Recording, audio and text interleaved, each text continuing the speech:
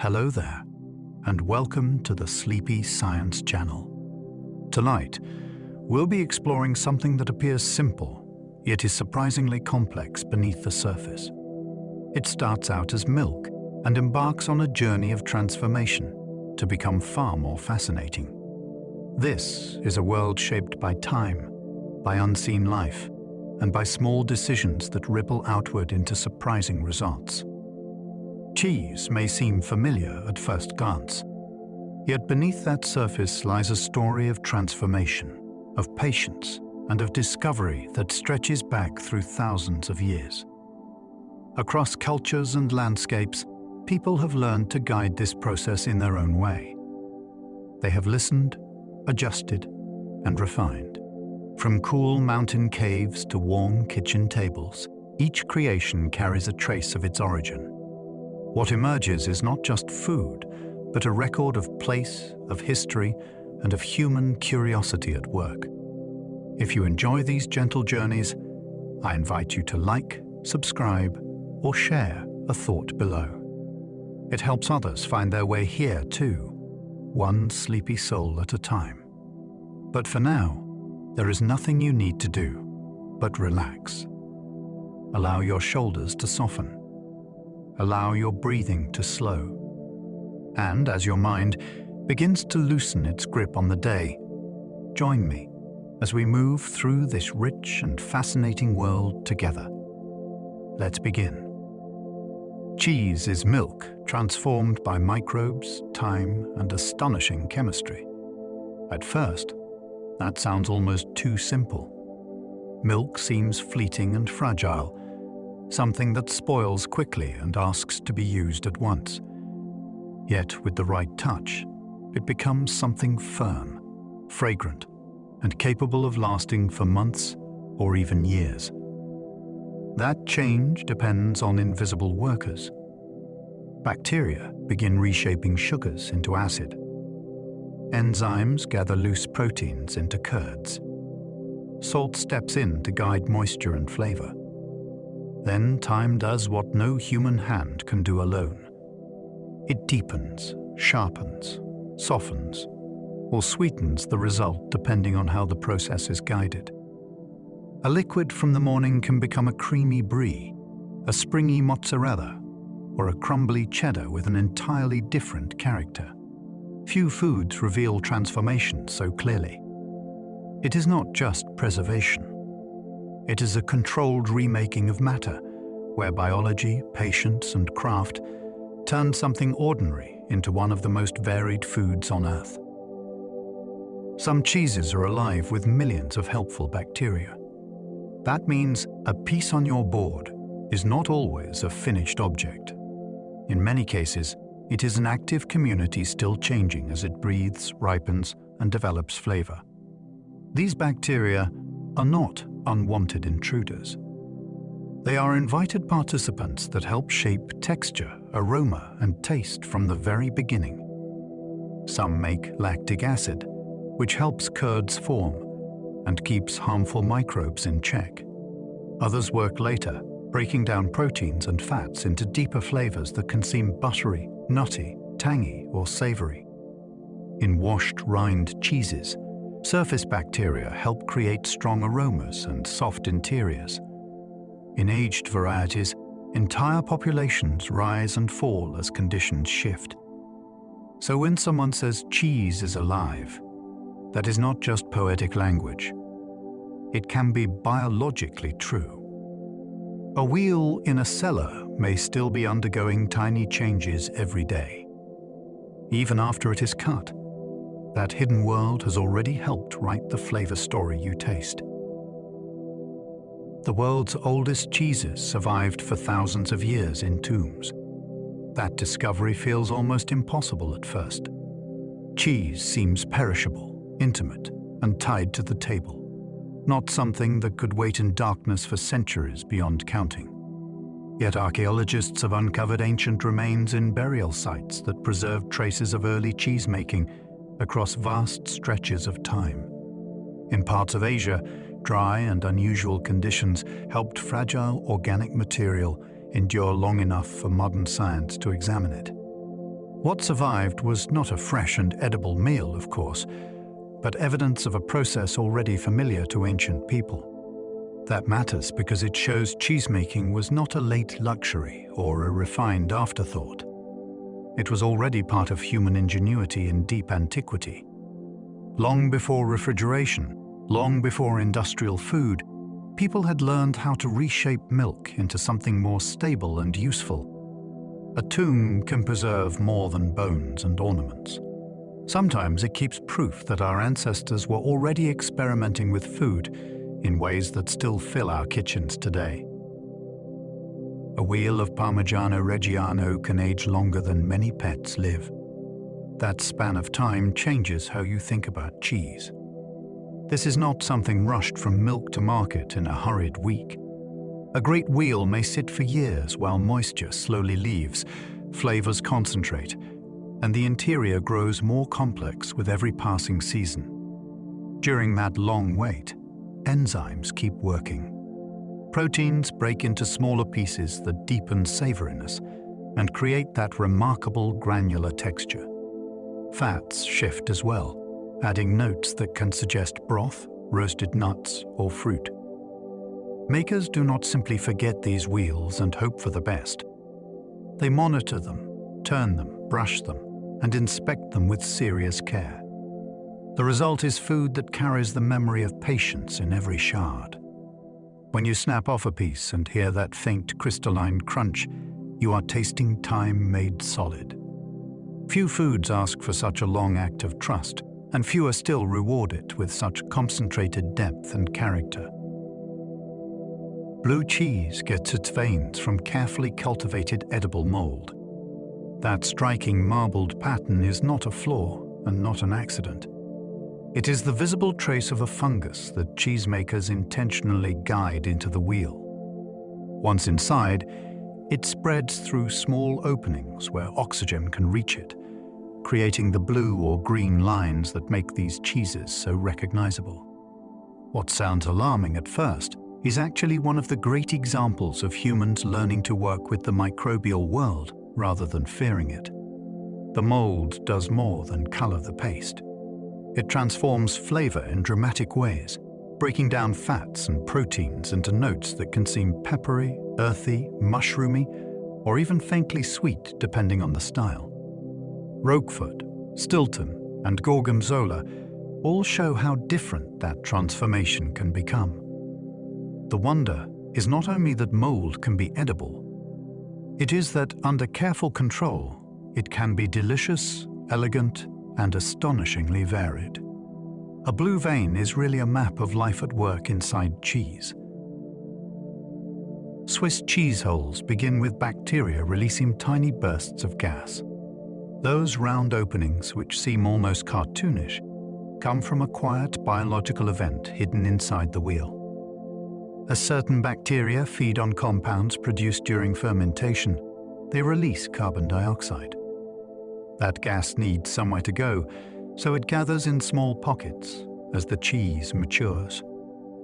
It is a beautiful reminder that even a familiar visual joke has a real and delicate cause behind it. Size and number depend on temperature, timing, and the behavior of the microbes involved.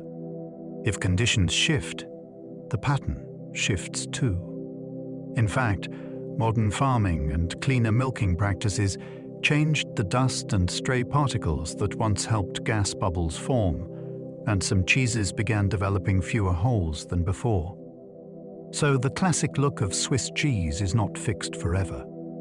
It depends on an entire chain of events that begins long before aging, with living organisms quietly producing shape from within. One tiny recipe change can turn the same milk into wildly different cheeses. That is one of the deepest wonders of cheesemaking. The starting ingredient may be nearly identical, yet the ending can feel as though it belongs to an entirely different universe of food. Change the starter culture, and the flavor path begins to bend. Cut the curds smaller, and more moisture escapes, leading toward a firmer result. Heat them differently, stir them longer, press them harder, salt them sooner, or age them under other conditions, and the character keeps changing. With one set of choices, you may end up with a supple melting cheese.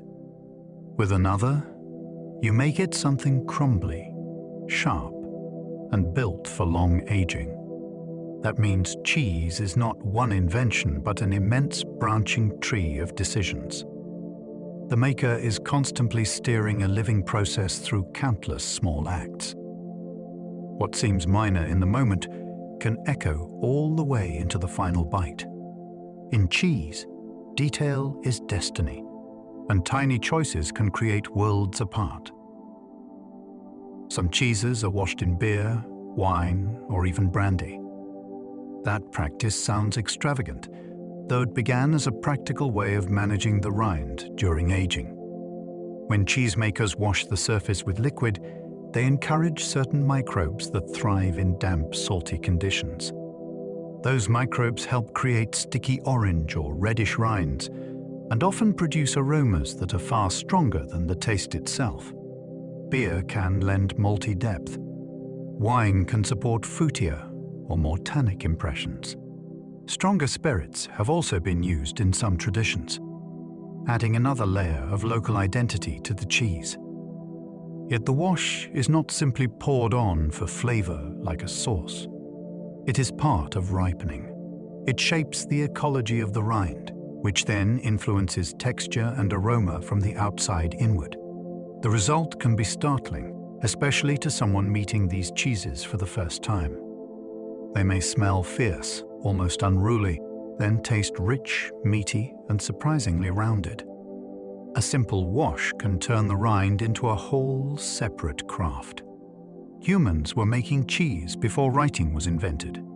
That fact places cheese in an extraordinary part of human history. It belongs to a world before books, before records, before recipes written down for future generations. Its earliest makers had no manuals.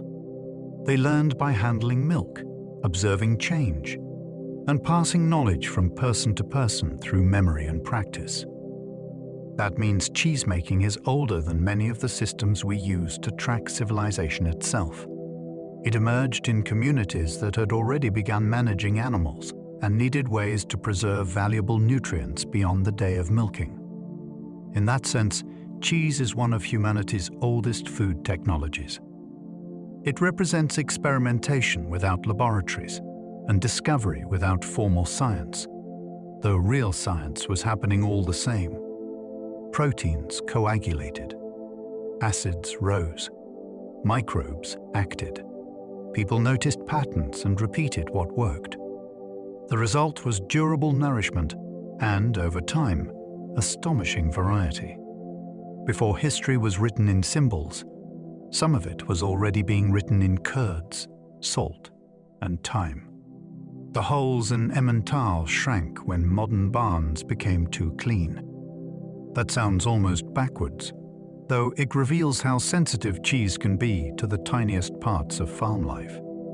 For a long time, traditional Emmental often developed large round holes because microscopic particles from hay found their way into the milk and helped gas bubbles begin forming during aging. Then dairy hygiene improved. Milking systems became cleaner, barns became less dusty, and fewer of those particles entered the process. The result was unexpected. Some cheeses began developing smaller holes, or fewer holes at all. In other words, modern cleanliness quietly changed the face of Swiss-style cheese. That is a wonderful reminder that food is shaped not only by major ingredients and famous techniques, but also by the hidden details of an agricultural world. A speck of hay can influence geometry. A cleaner barn can alter tradition. The famous eyes in Emmental are not just decoration. They are a record of microbes, farming, and the strange consequences of progress. Mimolette can be aged with tiny mites working on the rind. That fact tends to stop people in their tracks. The idea sounds unsettling until you realize It belongs to a long history of humans letting other creatures help shape food in carefully managed ways. During aging, microscopic cheese mites can live on the surface of mimolette and nibble at the rind. Their activity roughens the exterior and helps create that distinctive cratered appearance, almost like the surface of a tiny orange moon. What matters is not only the look. Their work also affects how the rind breathes and how the cheese develops over time, contributing to a texture and flavor profile that becomes more concentrated and nutty as aging continues. It is one of the most vivid examples of cheesemaking as shared labor between people and other living beings. A wheel of mimolette does not become itself through human intention alone. Part of its identity is etched by minute animals, moving patiently across the rind in numbers too small to see at first glance. Kaju Marzu became famous for taking cheese fermentation to extremes. Few cheeses have attracted as much fascination, shock, and argument as this Sardinian specialty. It begins from a more familiar sheep milk cheese, then passes into a stage where cheese flies lay eggs and the hatched larvae help break the paste down far beyond ordinary ripening. The result is a texture so soft and transformed that it sits at the very edge of what many people are willing to call cheese at all. That boundary is precisely what made it famous. Kaju Marzu became a symbol of how far traditional food practices can go when local custom and microbial or insect activity are allowed to push beyond modern comfort. For some, it represents heritage and daring. For others, it represents a line that should not be crossed. Either way, it is unforgettable. This is not everyday cheesemaking. It is fermentation taken to a point where food becomes a cultural argument about disgust, bravery, identity, and the astonishing range of human taste. Cabrales ages in mountain caves and can taste gloriously wild. This blue cheese carries the drama of its setting right into the mouth. Made in Asturias in northern Spain, it is matured in cool, natural caves high in the mountains, where damp air and cave flora help guide its development. By the time it is ready, the cheese can deliver a flavor that feels expansive and untamed, with deep blue intensity, mineral sharpness, and a forceful animal richness that refuses to be ignored. Yet wildness here does not mean disorder. It means character that feels shaped by rugged conditions rather than softened for broad approval. Cabrales tastes like a cheese that remembers cliffs, mist, and stone. That impression is part of why it stays with people so powerfully. It does not merely offer salt and pungency. It offers a sense of place so strong that it can feel almost theatrical. Some cheeses comfort. This one storms in, throws open the window, and lets the mountain air rush straight through. Taleggio smells fierce, yet tastes surprisingly gentle and buttery. That contrast is one of the great delights of washed rind cheese. The aroma rises first, strong enough to make a newcomer brace for an overwhelming bite. Then the taste arrives, and instead of aggression, you find softness, cream, and a mellow richness that can seem almost tender. Taleggio has a supple interior and a thin washed rind that helps create its notorious smell, though the flavor itself is often far more restrained than its reputation suggests. There may be hints of fruit, nuts, or earth, but the overall impression is often smooth and rounded rather than punishing.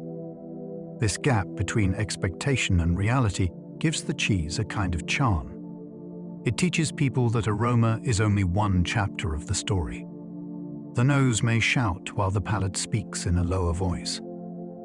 Taleggio feels almost like a trickster in the cheese world, dramatic at the threshold and unexpectedly welcoming once you step inside. Epoisses was once reportedly banned from parts of public transport. Whether every telling of that story is perfectly documented or not, the legend fits the cheese so well that it has become part of its aura. Epoisses is a famously pungent washed rind cheese from Burgundy, often matured with repeated washings that help create a sticky orange exterior and an aroma powerful enough to dominate a room. Tales of it being unwelcome on trains have endured because people instantly believe them. It seems like the sort of cheese that could challenge the social contract of shared air. Yet this reputation is part of its magic. Beneath the formidable smell lies an interior that can become lush, spoonable, and intensely rich, with savory depth rather than mere harshness. Epoises thrives in that space where food becomes story. It is not just eaten. It is whispered about, warned about, dared, and remembered. Few cheeses command attention so completely that even their rumored travel restrictions become part of their legend. Raclette was made to be melted and scraped in golden sheets. This cheese was built for a very specific pleasure. Traditionally, a wheel or half-wheel is warmed near heat until the exposed surface softens and begins to blister slightly. Then that molten layer is scraped away onto waiting food in a glossy ribbon. The whole ritual gives raclette its name and much of its charm. It is not simply cheese used in cooking. It is cheese designed for a moment of transformation at the table.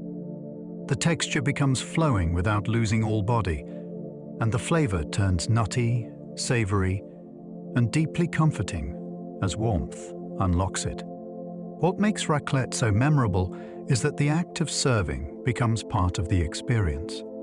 You see the surface change. You wait for the right moment. Then the knife moves, and the cheese falls away in a rich golden sheet. It feels generous, theatrical, and ancient all at once, like a winter custom that understands exactly what melted cheese can do to human happiness. Cheese can be soft as custard or hard as stone. Few foods stretch across such a dramatic range of texture. At one end, you have cheeses that barely hold their shape. They slump, ooze, and spread with the lightest touch. At the other, there are wheels so firm they must be broken into shards or grated into snow. That enormous difference comes from how much moisture remains, how the curds were handled, how long the cheese aged, and what kind of ripening took place along the way. A spoon may be the right tool for one cheese, while a knife struggles with another. Texture changes not only how cheese feels, but how it tastes. A creamy interior releases flavor differently from a dry, crystalline one. That is why two cheeses can share milk as a starting point and still seem almost unrelated when they reach the mouth. Cheese is not a single experience. It is a spectrum that runs from silk to stone, and each point along that spectrum reveals a different side of transformation. Rennet lets liquid milk become a solid curd in minutes. For most of human history, that shift must have felt like a kind of kitchen magic. A warm pot of milk looks smooth and unified. Then suddenly, it separates into soft white masses and pale greenish whey. The key is an enzyme that snips apart one of milk's stabilizing proteins. Once that support is removed, the protein network can gather and hold together instead of floating freely. What had seemed like one substance reveals that it was always a delicate structure waiting to change. Traditional rennet often came from the stomachs of young ruminants, which made sense long before anyone understood the chemistry. Today it can also come from plants or microbial sources. Yet the wonder remains the same. A maker adds a tiny amount, waits, and watches a threshold being crossed. Without that moment, many classic cheeses could never begin. It is one of the clearest examples of how a microscopic action can reshape an entire food. Fresh mozzarella is stretched while still warm and springy. That stage gives it a character unlike almost any other cheese. After the curd has acidified to the right point, it is exposed to hot water and worked until it becomes smooth, glossy, and elastic. Instead of crumbling or breaking, it begins to pull and fold like a living ribbon. The cheesemaker stretches, gathers, and shapes it while it is still supple, and timing matters enormously. Too soon, and it resists. Too late, and the texture loses that tender bounce people love. This process creates the delicate layers that help it tear into moist strands when opened. It also explains why fresh versions feel so different from firmer aged cheeses. One invites slicing, while the other almost seems to yield on its own. There is something deeply satisfying about the transformation because it turns curd into motion. You can almost see the structure reorganizing under warm hands, becoming satin-like, milky, and unmistakably alive. Cheddar gains its texture through a real process called cheddaring. That name sounds quaint, though the method behind it is wonderfully physical. After curds form and much of the whey is drained away, they are cut into slabs, stacked, turned, and allowed to knit together under their own weight. As this continues, more moisture leaves, and the structure becomes denser and more orderly. The curd changes from loose pieces into something layered and substantial, almost like a food, learning how to become itself. Then those slabs are milled into smaller pieces, salted and pressed.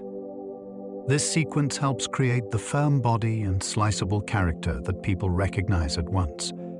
It also gives cheddar its own path, apart from other hard cheeses that reach firmness in different ways. The beauty of the process is that it sounds almost repetitive, yet each turn matters. Weight, time, acidity, and handling all push the curd toward a very specific future. Texture here is not accidental. It is built through deliberate choreography. Brie ripens from the outside inward like a slow, creamy tide. That means the edge and the center are living on different schedules. The white rind on the surface is not a wrapper, but an active participant in ripening. As the cheese ages, microbes on that outer layer begin changing the chemistry nearby, softening the paste, and creating the velvety texture people associate with a ripe wedge. Closer to the middle, the process takes longer, so a younger example may show a firmer, chalky core surrounded by a softer ring. With more time, that creamy zone moves deeper until the whole interior becomes lush and flowing. It is a beautiful kind of progress because you can almost read it in cross-section. The cheese tells you where the transformation has reached. This also explains why ripeness matters so much with brie. The same wheel can offer very different experiences depending on timing. One stage feels fresh and restrained. Another becomes rich, mushroomy, and almost luxuriously soft on the tongue. Camembert transformed from farmhouse food into a national symbol of France. That rise tells a larger story about how a local cheese can become part of a country's identity. It began as a regional product with roots in Normandy, made in a practical rural tradition rather than in some grand palace kitchen. Over time, its reputation expanded far beyond the village world that shaped it. Improvements in transport helped it travel. Repeated stories about origin and authenticity helped it gather prestige. Packaging mattered too. The small wooden box made it easier to protect and ship, and it also gave the cheese a recognizable visual presence. Soon it was not just something to eat, but something to represent Frenchness itself, especially in the minds of people looking for foods that seemed tied to land and heritage. That transformation is fascinating because the cheese did not change only on the palate. It changed in the imagination. A once local product came to carry ideas about nation, tradition, and cultural pride far beyond the farm. Roquefort must age in natural caves filled with specific mold. That requirement makes it feel less like a generic product and more like a partnership with a particular landscape. The famous caves of Roquefort-sur-Sauzon provide cool, humid conditions that have guided the cheese for generations. Air moves through natural fissures in the rock, creating an environment that supports the ripening process in a very distinctive way. The mold involved, Penicillium roqueforti, is not treated as an incidental presence. It is central to the character of the cheese, and part of what gives Roquefort its authority in the world of blues. The milk is sheep milk, which adds its own richness and tang. Then the interior develops those striking veins and sharp mineral depth during maturation. What makes this so compelling is the sense that place is not just a label on the rind. The cave itself helps complete the cheese. Remove that setting and you may still make blue cheese, but you would no longer be making this one. Stilton cannot legally be made in the village called Stilton. That sounds like a joke, though it is one of the strangest truths in food lore. The cheese took its famous name from a village that became associated with its sale and reputation, not from the place where the protected product is now allowed to be made. Today, true Stilton must come from specific counties in England and follow defined rules. The village of Stilton lies outside that protected zone, which means a cheesemaker there cannot legally produce a cheese and sell it under the name the village helped make famous. It is a wonderful example of how food names become tangled with trade, geography, and history. People often assume a named cheese must come from the place named on the label. In this case, the story took a more complicated route. The name stuck. The law hardened around later definitions, and the map ended up holding a delicious little paradox that still surprises almost everyone who hears it. Feta became so contested, it helped define food law in Europe. This was not just an argument about taste. It became a major legal struggle over who could use a famous name and what that name really meant. For years, producers in different countries made white-brined cheeses and sold them under the same label, often in very large quantities. Greece argued that the name belonged to a specific tradition rooted in local practice, sheep and goat milk, and a long cultural history. Others saw it as a more general category that had spread far beyond one homeland. The dispute moved through European institutions and became a test case for protected food names. In the end, the ruling backed the Greek claim within the European Union, which gave the cheese a strong legal identity tied to origin and method. That matters far beyond one salty block on a plate. It shows that food can carry memory, economics, and national pride so powerfully that courts must decide where culture ends and commerce begins. Parmigiano Reggiano is checked by experts using tiny silver hammers. That image feels almost ceremonial, and in a way it is. After long aging, wheels are examined by trained inspectors who tap the rind and listen closely for clues hidden inside. A practiced ear can detect faults in structure, such as cracks or voids, without cutting the cheese open. The hammer is small, though the knowledge behind it is immense.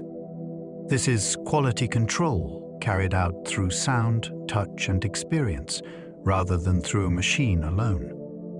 It reminds you that some traditional foods are still judged with senses honed over years of repetition.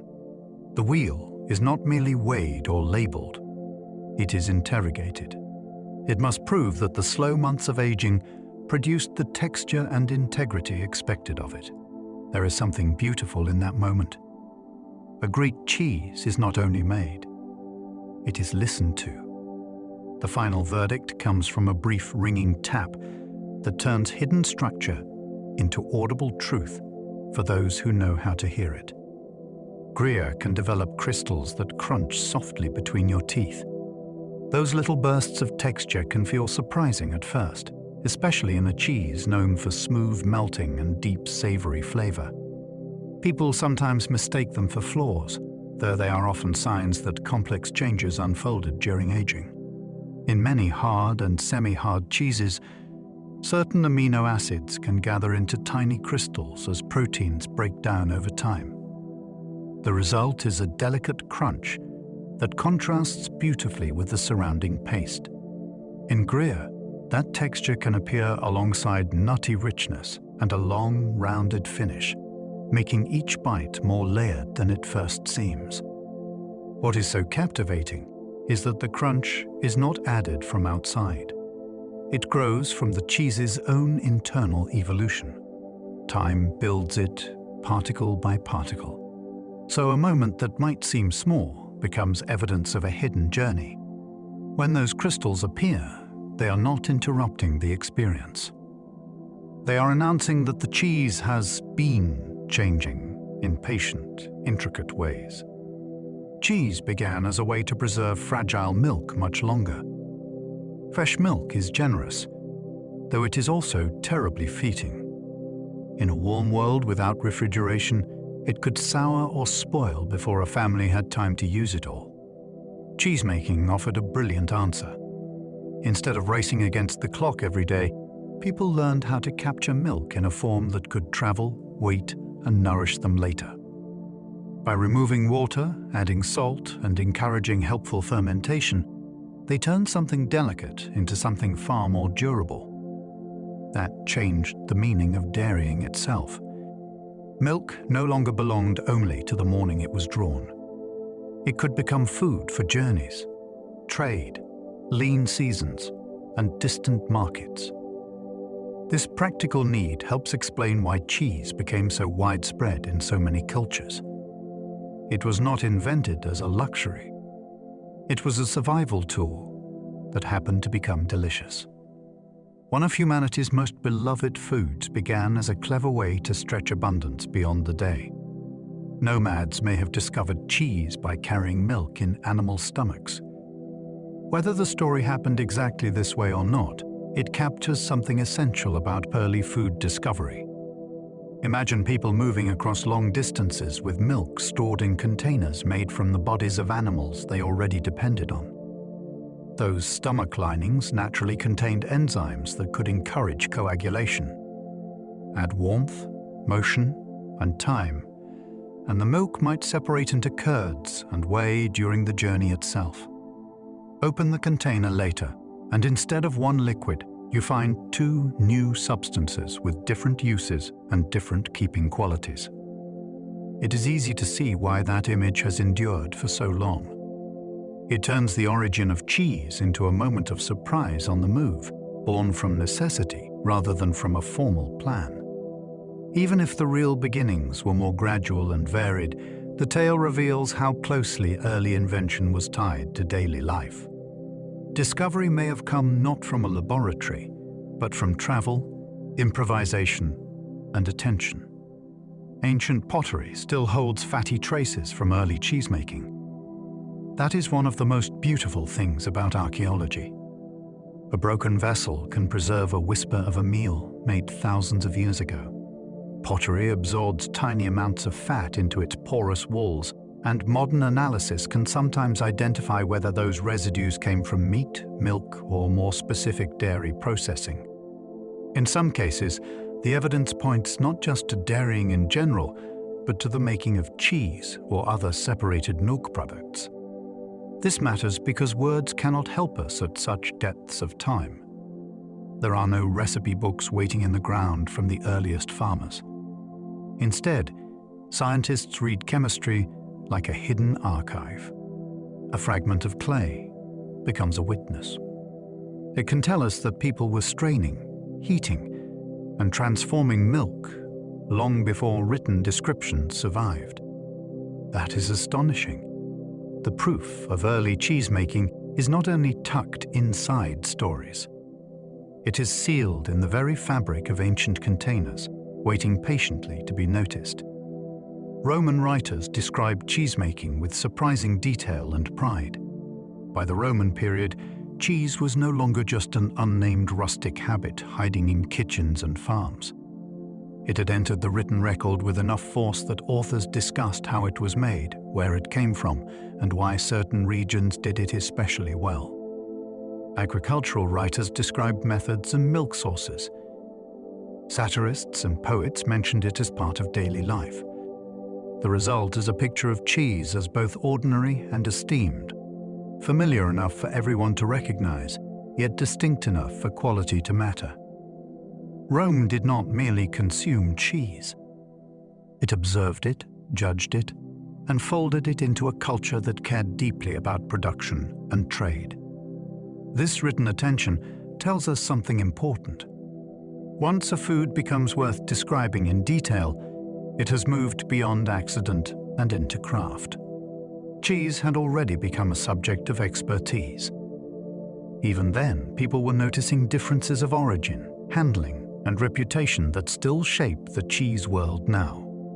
Medieval monasteries helped preserve and refine many famous cheeses. Monasteries were places of prayer, though they were also centers of disciplined labor, record-keeping, and agricultural skill. That combination made them powerful guardians of food knowledge. Monks and nuns worked land, managed animals, and developed routines that could be repeated with care across seasons and generations. In a world where so much knowledge was vulnerable to disruption, that steadiness mattered. Cheesemaking benefited from it. A monastery could support dairying, maintain cellars, observe results, and refine methods over long periods of time. Some religious communities also needed nourishing foods that fit fasting rules or local conditions, which gave even more reason to perfect preserved dairy. The result was not a single monastic cheese tradition, but a wider pattern of careful attention that helped certain styles survive and improve. When people imagine monasteries, they often think of manuscripts. They should also think of wheels aging in cool rooms, carrying practical wisdom forward through centuries of change. Alpine cheeses were shaped by seasonal journeys into high mountain pastures. In many mountain regions, dairying followed the rhythm of elevation.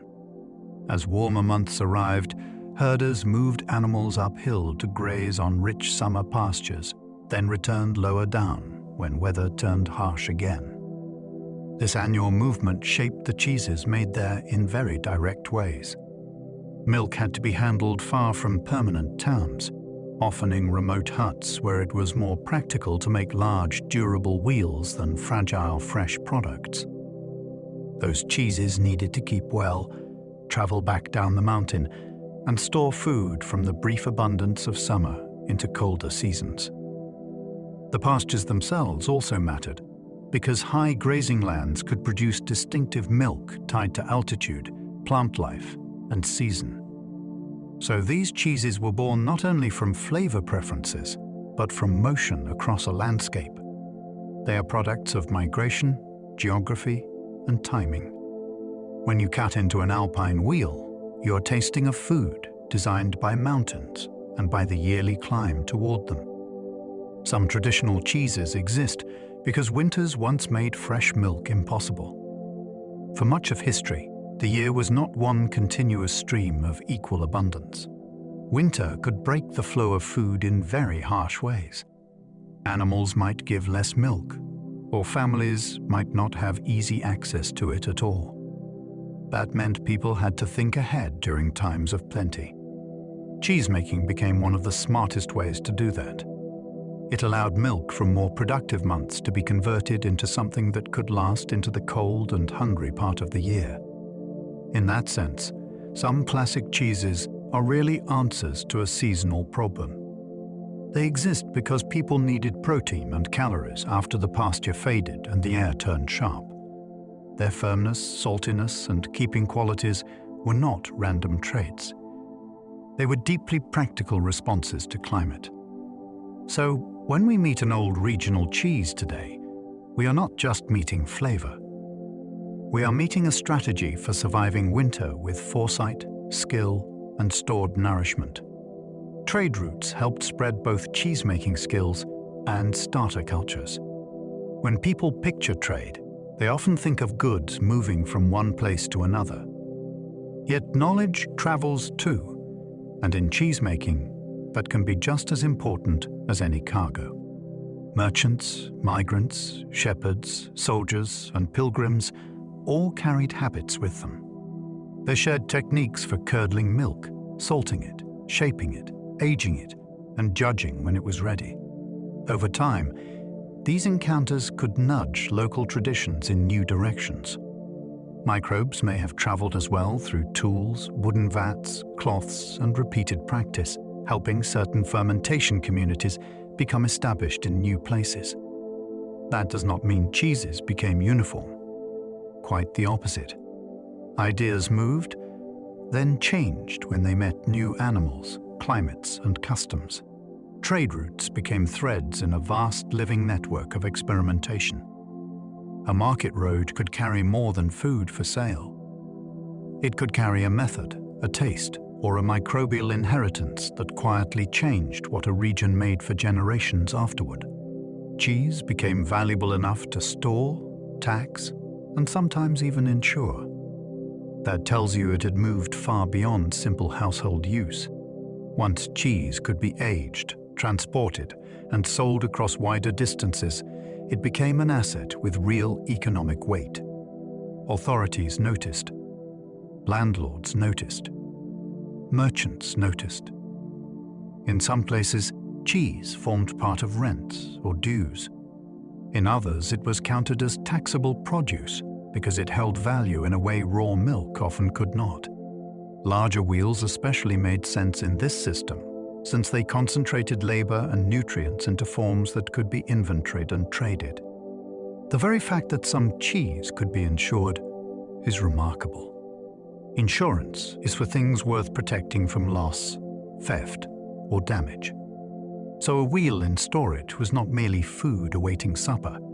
It could represent capital, reputation, and future income. That changes the image entirely. Cheese was not only a comfort on the table. In many settings, it was a serious economic object, woven into systems of property, risk, and exchange.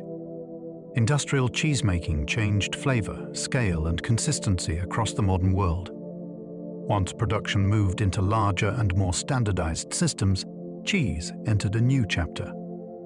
Industrial methods made it possible to process enormous volumes of milk, reduce some of the unpredictability of small batch work, and deliver more uniform products to growing populations. That was a profound shift. Cheese no longer depended so heavily on one valley, one cellar, or one family's seasonal rhythm. It could be made at scale, shipped farther, and sold more reliably. For many people, that meant access and affordability improved dramatically. Yet something else changed as well. Standardization tends to favor consistency over variation, which can flatten some of the local quirks that once made cheeses deeply specific to place and maker. Flavor profiles narrowed in many cases. Textures became more repeatable. Modern cheese culture has been shaped by this tension ever since, between the efficiency of industry and the complexity of tradition. The cheese counter we know today exists because that transformation never stopped unfolding. Different animal milks create entirely different worlds of flavor. It is tempting to think of milk as a single starting point, as though one white liquid could stand in for all the rest. Cheese quickly proves otherwise. Milk from different animals carries its own balance of fat, protein, minerals, sugars, and aromatic compounds, and those differences shape everything that follows. The curd may set more firmly or more softly. The paste may become dense, silky, crumbly, or lush. Aromas can lean toward grass, nuts, flowers, butter, earth, or something far more animal and wild. That means a cheesemaker is never working with a blank canvas. The character of the milk is already present before the vat is even warmed. Cow, goat, sheep, buffalo, and rarer milks each open a different path. In some cases, the contrast is immediate. In others, it reveals itself slowly as the cheese ripens. One craft can produce many worlds, because the first ingredient arrives carrying its own hidden personality and promise. Sheep milk often makes richer cheese than cow milk. You can feel that richness almost at once. It tends to bring a fuller body, a deeper sense of density, and a luxurious texture that can seem both concentrated and soft at the same time. One reason is simple abundance. Sheep milk usually contains more solids than cow milk, which means more of what becomes cheese is already present in the pail. That gives makers a powerful starting material for styles that feel substantial, savory, and deeply satisfying. It also helps explain why famous sheep milk cheeses often seem to carry such intensity. They can be creamy without being bland, and sharp without losing their sense of fullness. There is often a warm, almost lanolin edge as well, a flavor signature that makes them distinct rather than merely heavier. In regions where sheep thrive on rough pasture and difficult terrain, this milk has long been a treasure. It turns hard landscapes into cheeses of remarkable generosity, depth, and endurance. Goat milk can bring brightness, tang, and a snowy white color. That white color alone can be striking. Many cow milk cheeses carry a cream or pale yellow tone because animals convert plant pigments into color that remains in the fat. Goats do this differently, so their cheeses often stay luminous and pale, almost moonlit in appearance. The flavor can be just as distinctive. Goat milk cheeses often have a lively acidity that feels bright on the tongue, along with aromas that can suggest citrus, herbs, fresh cream, or sometimes a more barnyard character depending on age and style. Fresh goat cheeses can seem almost sparkling in their energy, while aged ones may become nutty, wrinkled, or surprisingly complex. That range is part of the fascination. The same milk can move from delicate and spreadable to firm and cavalique in flavor as it matures. Goat cheese does not simply taste different for the sake of novelty. It offers its own way of being vivid, lean, and expressive from the very first bite. Auto buffalo milk gives mozzarella its famous richness and elasticity. This is where mozzarella becomes more than a generic soft white cheese. When it is made from water buffalo milk, the result often carries a fuller depth and a more luxurious texture than versions made from cow milk. Buffalo milk is especially rich, and that richness contributes to the tender, glossy body people prize in great mozzarella di bufala. When torn open, it can release moisture in a way that feels almost dramatic, while the interior stretches with a supple resistance that seems both delicate and resilient. The flavor is milky, though it can also carry a pleasant tang and a lingering creaminess that stays with you. This is not just a matter of tradition for tradition's sake. The milk itself helps create the identity of the cheese. Its composition supports that combination of softness and spring, of freshness and depth. In a very real sense, the celebrated texture begins long before stretching inside the milk of the animal itself. Reindeer milk is so rich it can become extraordinary cheese. That fact opens a window onto a very different dairy world. Reindeer are not the animals most people imagine when they think of milk, yet in northern cultures they have supported human life in demanding environments for centuries.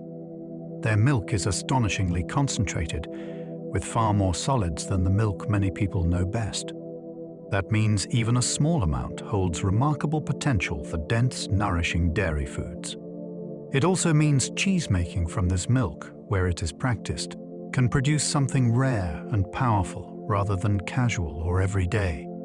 The very existence of such cheese reminds us that dairying is not one uniform story centered only on familiar farm animals. It is a patchwork of local adaptations shaped by climate, migration, and survival. In the far north, where conditions can be severe and resources precious, a rich milk like this becomes more than a curiosity. It becomes evidence of human ingenuity meeting an extreme landscape with skill and respect. Even the same animal produces different milk across the seasons. Milk is not fixed like a factory formula. It changes with weather, feed, daylight, health, and the stage of the animal's lactation. That means spring milk is not simply the same liquid as autumn milk arriving in a different month. the balance of fat and protein can shift. Aromatic compounds can change. Yield can rise or fall. The result is that cheesemakers are often working with a moving target, even when they keep the same herd and the same methods. Traditional dairy cultures knew this intimately. They tasted the year in the vat. Some seasons offered milk suited to lighter styles. Others favored cheeses meant for longer aging or fuller texture. Modern systems can smooth out some of those changes, though they do not erase them entirely. This is one reason cheese can feel so alive as a craft. Nature does not hand over an identical ingredient every day. It offers a changing conversation, and the cheesemaker must keep listening. Spring grass can change a cheese before the cheesemaker even begins. By the time milk reaches the vat, part of the story has already been written out in the field. Fresh spring growth tends to be lush, tender, and full of compounds that move through the animal and leave subtle marks on the milk. This can affect aroma, color, texture, and the whole mood of a cheese long before any curd is cut. In some traditions, the arrival of spring milk is eagerly anticipated because it signals a shift in character that no amount of technical control can fully imitate later. Rich young grasses can support a sweeter, more vibrant expression, while the season's energy seems to travel all the way into the finished wheel. What makes this so fascinating is how indirect the cause appears. No one adds spring as an ingredient. Yet it enters anyway through the mouths of grazing animals, then passes into milk, then into cheese. A field wakes up, and weeks or months later, a cheese speaks with its accent. Wild herbs in pasture can echo later in a finished cheese. The path from flower to flavor can be astonishingly subtle. Animals grazing on diverse pasture do not eat a single uniform green. They encounter thyme, clover, yarrow, and countless other plants depending on the region. Those plants carry their own aromatic compounds, and some of that complexity can ripple through the milk in ways that later seem to reappear in the cheese. The result is rarely a blunt herbal note, as though someone had scattered dried leaves over the curd. It is much more mysterious than that. Sometimes the effect emerges as a floral lift. Sometimes it appears as a faint bitterness, a spicy edge, or a lingering meadow-like impression that is hard to name but easy to notice. This is one reason cheeses from biodiverse grazing lands can feel so captivating. Their flavor seems layered and hard to pin down. A finished cheese may be months old, yet somewhere inside it lingers a memory of what once grew under open sky. A region's plants quietly shape a region's cheeses. This happens through feed, through aroma, through seasonal growth, and through the wider agricultural pattern that surrounds dairying.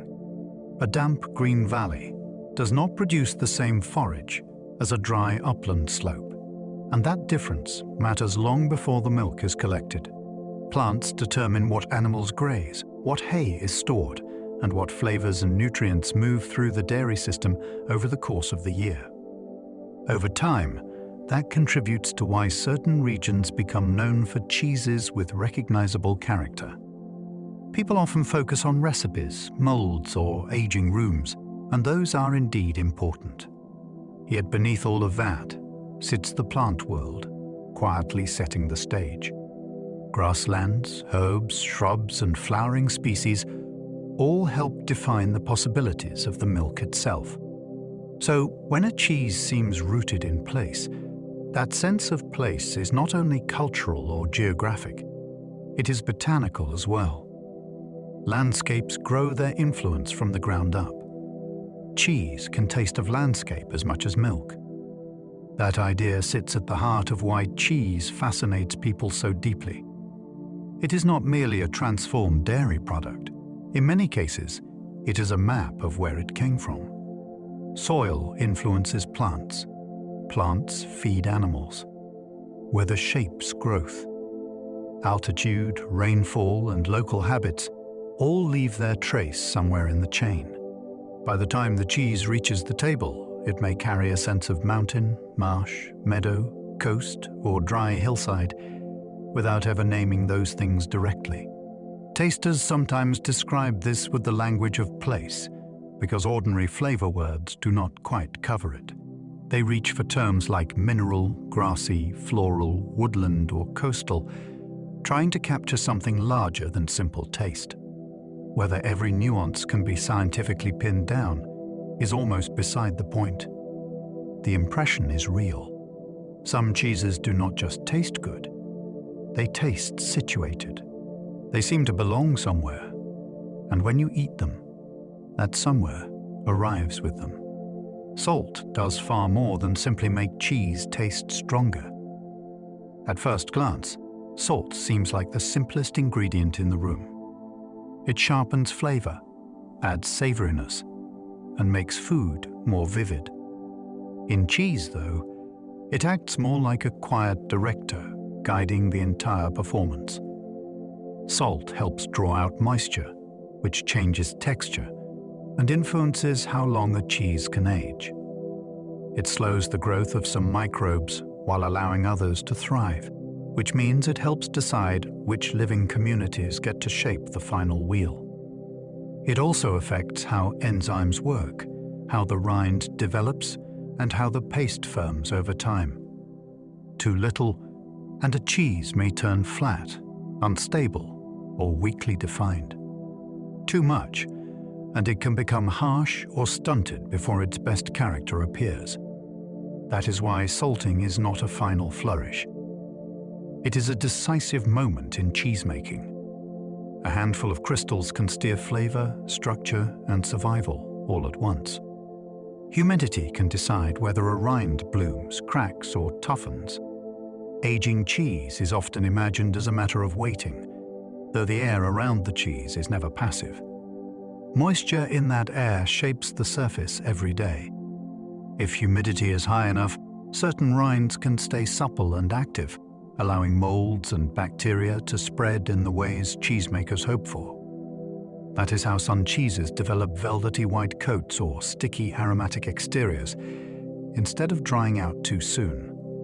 If the air is too dry, the outside may harden before the inside is ready, trapping the paste and changing how the whole cheese matures. Cracks can appear. Unwanted toughness can set in. If it is too damp, the surface may become overly wet or unstable. So the rind is not merely the outside layer. It is a living frontier where atmosphere meets food. Change the humidity, and you may change the whole style of cheese that emerges from the aging room. Temperature changes can redirect an entire wheel's destiny. A wheel may look calm on the shelf, though inside it, many reactions are still unfolding. Enzymes continue breaking apart proteins and fats. Microbes keep growing, slowing, or yielding to new populations. All of that responds to temperature. Raise it slightly, and ripening may speed forward, pushing aroma and texture into a very different place. Lower it, and the same wheel may mature more slowly, holding on to firmness or delaying certain flavor changes. In some cases, even a modest shift can alter moisture movement, gas formation, rind behavior, and microbial balance enough to create a noticeably different result. That is why aging rooms are managed with such care. Temperature is not background. It is a steering force. A cheesemaker does not simply make a wheel and hope the cellar finishes the job. The cellar is part of the making. Warmth and coolness help decide whether the cheese becomes elegant, unruly, restrained, or magnificent. Aging cheese is controlled decay, turned into delicious design. That phrase can sound unsettling until you realize how much of great food depends on transformation that borders on breakdown. During aging, the cheese is not staying still, and it is not preserving its original state unchanged. It is being carefully taken apart from within. Proteins loosen into smaller, flavorful fragments. Fats split into compounds that can smell fruity, nutty, savory, spicy, or unexpectedly wild. Moisture shifts. Texture changes. The paste may become softer, denser, creamier, or more crystalline as time keeps working. In any other context, decay might sound like failure. Here, it becomes the source of depth and beauty, as long as it is guided with skill. That is the key. The process is not chaos. It is decomposition with boundaries. Humans create the right conditions, then allow nature to do the intricate work. When it goes well, the result feels almost miraculous. What was once fresh and simple becomes layered, mature, and impossible to mistake for anything younger. Some cheeses ripen from microbes on the rind, not within. In these cheeses, the outside acts almost like a slow-moving wave of transformation. Microbes settle on the surface and begin changing the environment there first. They alter acidity, break down proteins, and soften the paste nearest the rind before those changes reach the center. That means the outer layer is not only a skin, it is an active engine driving ripening inward. This is why certain cheeses can show such dramatic contrast from edge to core, especially when young. The creamy part appears first near the rind, while the middle lags behind for a while. Over time, the influence keeps traveling. What makes this so captivating is that the surface is doing far more than protecting the cheese. It is orchestrating the entire experience. The cheesemaker tends the exterior, and the exterior remakes the interior.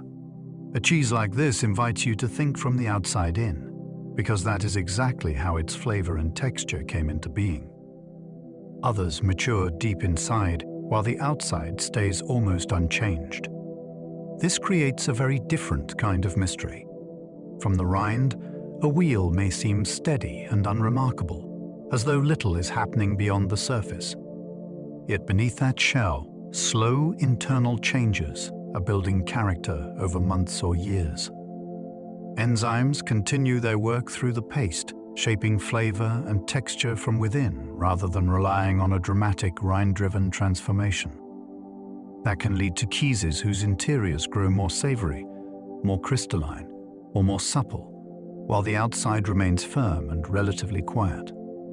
In these cases, the rind is less a performer and more a guardian. It protects the interior environment while deeper processes unfold out of sight. There is something wonderful about that hidden development. You do not fully know what time has done until the cheese is opened. Then the surprise arrives in the cut, not on the shelf. Some cheeses advertise their ripening with visible bloom. Others keep their secrets until the knife tells the truth. Pressing curds changes moisture, texture, and how flavor later unfolds. Once curds are formed, they still contain a great deal of whey trapped between and inside them. Pressing helps push that liquid out, and in doing so, it changes far more than firmness alone. As the curds knit together under weight, they lose openness and gain structure. That affects how the cheese will age, how air moves through it, and how tightly packed the interior becomes. A lightly pressed cheese may stay more open, moist, and tender. A heavily pressed one can become dense, close-textured, and better suited to longer aging. This matters later because moisture shapes the speed and style of ripening. A wetter cheese invites one future. A drier one invites another. So the press is not just squeezing curd into shape for convenience. It is setting the conditions for flavor months down the line. In that moment, the cheesemaker is deciding how much water remains in the story, and water changes everything. Cutting curd smaller usually helps create a firmer cheese. That single action has surprisingly large consequences. When curds are cut, their total surface area increases. The smaller the pieces become, the more opportunity whey has to escape from them. More whey loss means less moisture remains in the final cheese, and that usually leads toward a firmer, drier style that can often age longer and develop a denser structure. Larger curds hold onto more liquid, which can support softer textures and a very different pace of ripening. So the knife or curd cutter is not simply dividing the mass for neatness. It is deciding how much of the milk's water stays along for the journey. That makes the cut size one of the earliest texture choices in the whole process. Before pressing, before salting, before aging, the cheesemaker is already shaping the destination by changing the size of those fragile pieces. A smaller cut can quietly turn a future cheese away from softness and toward durability. Stirring, cooking, draining, and stacking each change the final result. Cheesemaking can seem magical from the outside, though much of its magic lies in a chain of very physical actions. Stirring determines how curds move, toughen, and shed whey. Cooking raises temperature and changes how proteins contract, which can tighten texture and influence later aging. Draining decides how quickly the curds leave behind their surrounding liquid and enter the next phase of development. Stacking, in cheeses that use it, adds pressure, warmth, and contact that alter both structure and acidity. None of these steps is decorative. Each one nudges the cheese toward a different future. Change the intensity, duration, or order, and the outcome shifts with it. That is why cheesemaking feels so alive as a craft. The maker is not following one simple recipe from milk to wheel. They are guiding a procession of small transformations, each one setting up the next. The final cheese is the memory of every movement that came before it. Tiny differences in timing can separate brilliance from disaster. That is one of the thrilling and nerve-wracking truths of cheesemaking. A curd left a little too long before cutting may acidify differently. A wash applied too late may alter the rind's whole trajectory. A wheel moved from one environment to another a day early or a day late can head toward elegance or trouble. Because cheese depends on living systems and ongoing reactions, timing is not a minor detail to be cleaned up later. It is the pulse of the process. Makers watch, touch, smell, and judge when something is ready, rather than relying only on the clock.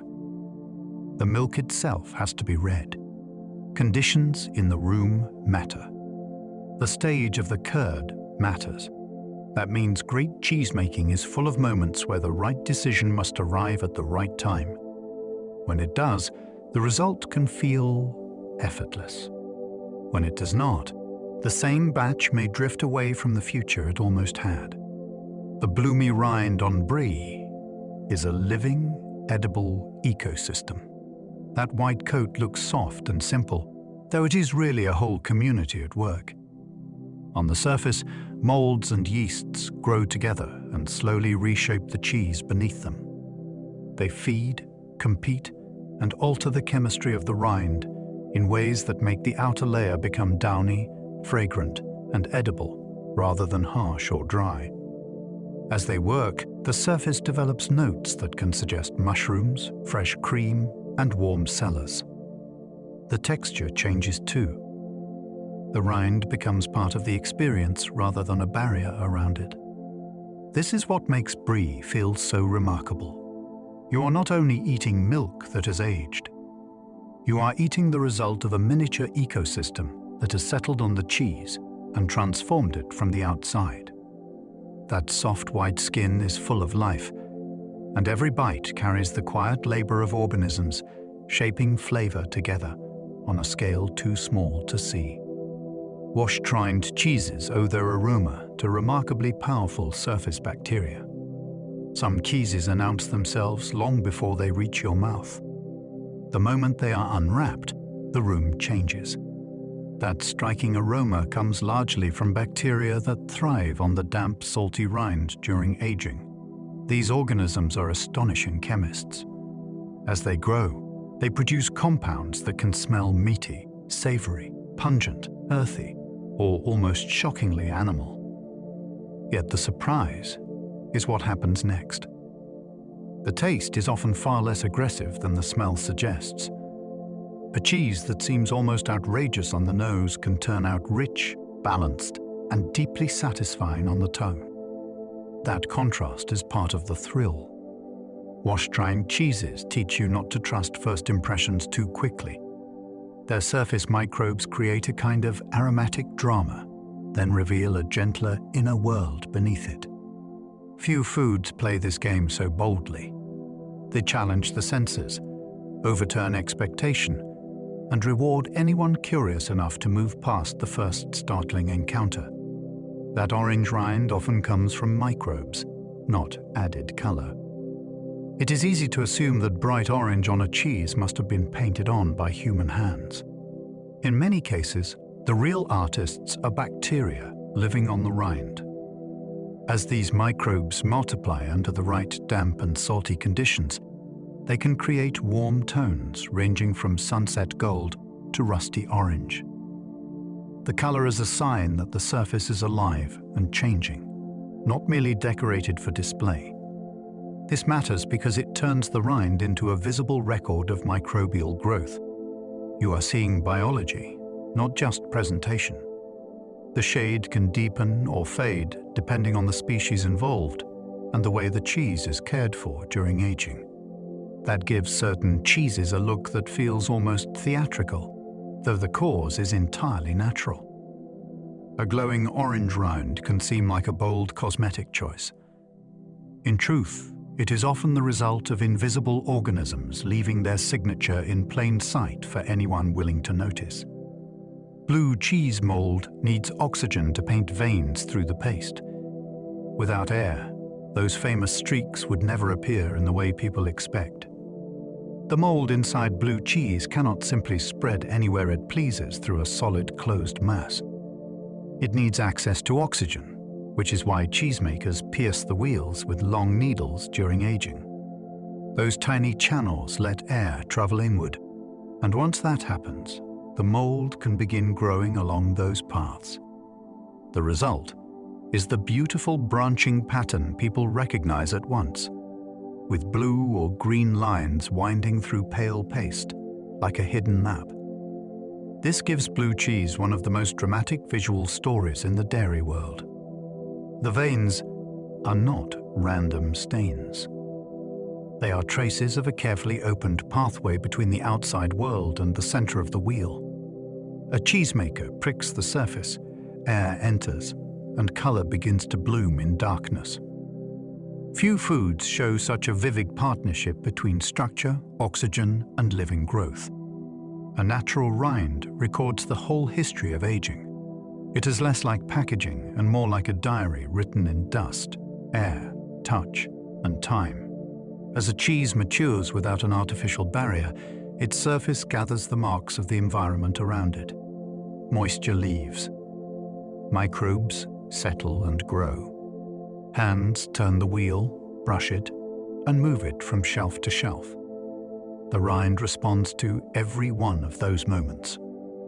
It may wrinkle, darken, harden, bloom, or develop patches that reveal what the aging room was like over weeks and months.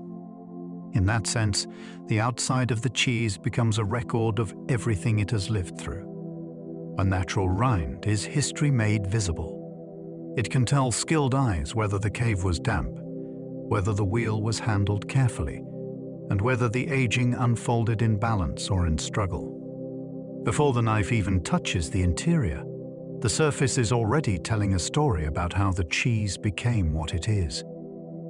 Ash on cheese was once practical before it became stylish. Today, it can look dramatic and elegant, a charcoal line or dark coating that makes a cheese feel almost ceremonial. Its earlier uses were more practical. Ash could help manage the surface of a cheese by drying it, discouraging certain unwanted growth and creating conditions that favored a more balanced rind. In some cases, It also helped offset acidity on fresh cheeses, making the surface more hospitable to the microbes needed for ripening. So what now appears as a refined visual flourish began as a useful material with a real job to do. That history gives ash a special kind of charm. It reminds you how often beauty in food begins as problem-solving. A cheesemaker reaches for what is available and effective. Then, over time, that practical solution becomes part of the aesthetic language of cheese itself. The dark line running through a round of goat cheese is not only beautiful, it is a memory of older craft wisdom. Cloth-bound cheddar breathes differently from cheddar sealed in plastic. That difference changes the cheese in profound ways. A cloth-bound wheel is wrapped in fabric, often with fat worked into the surface, then allowed to age while still exchanging a controlled amount of moisture and air with its surroundings. The cloth does not shut the cheese away from the world completely. It creates a more porous relationship with the cellar, which can encourage deeper, savory flavors, a drier texture, and a rind that feels more connected to traditional aging. Plastic does merely the opposite.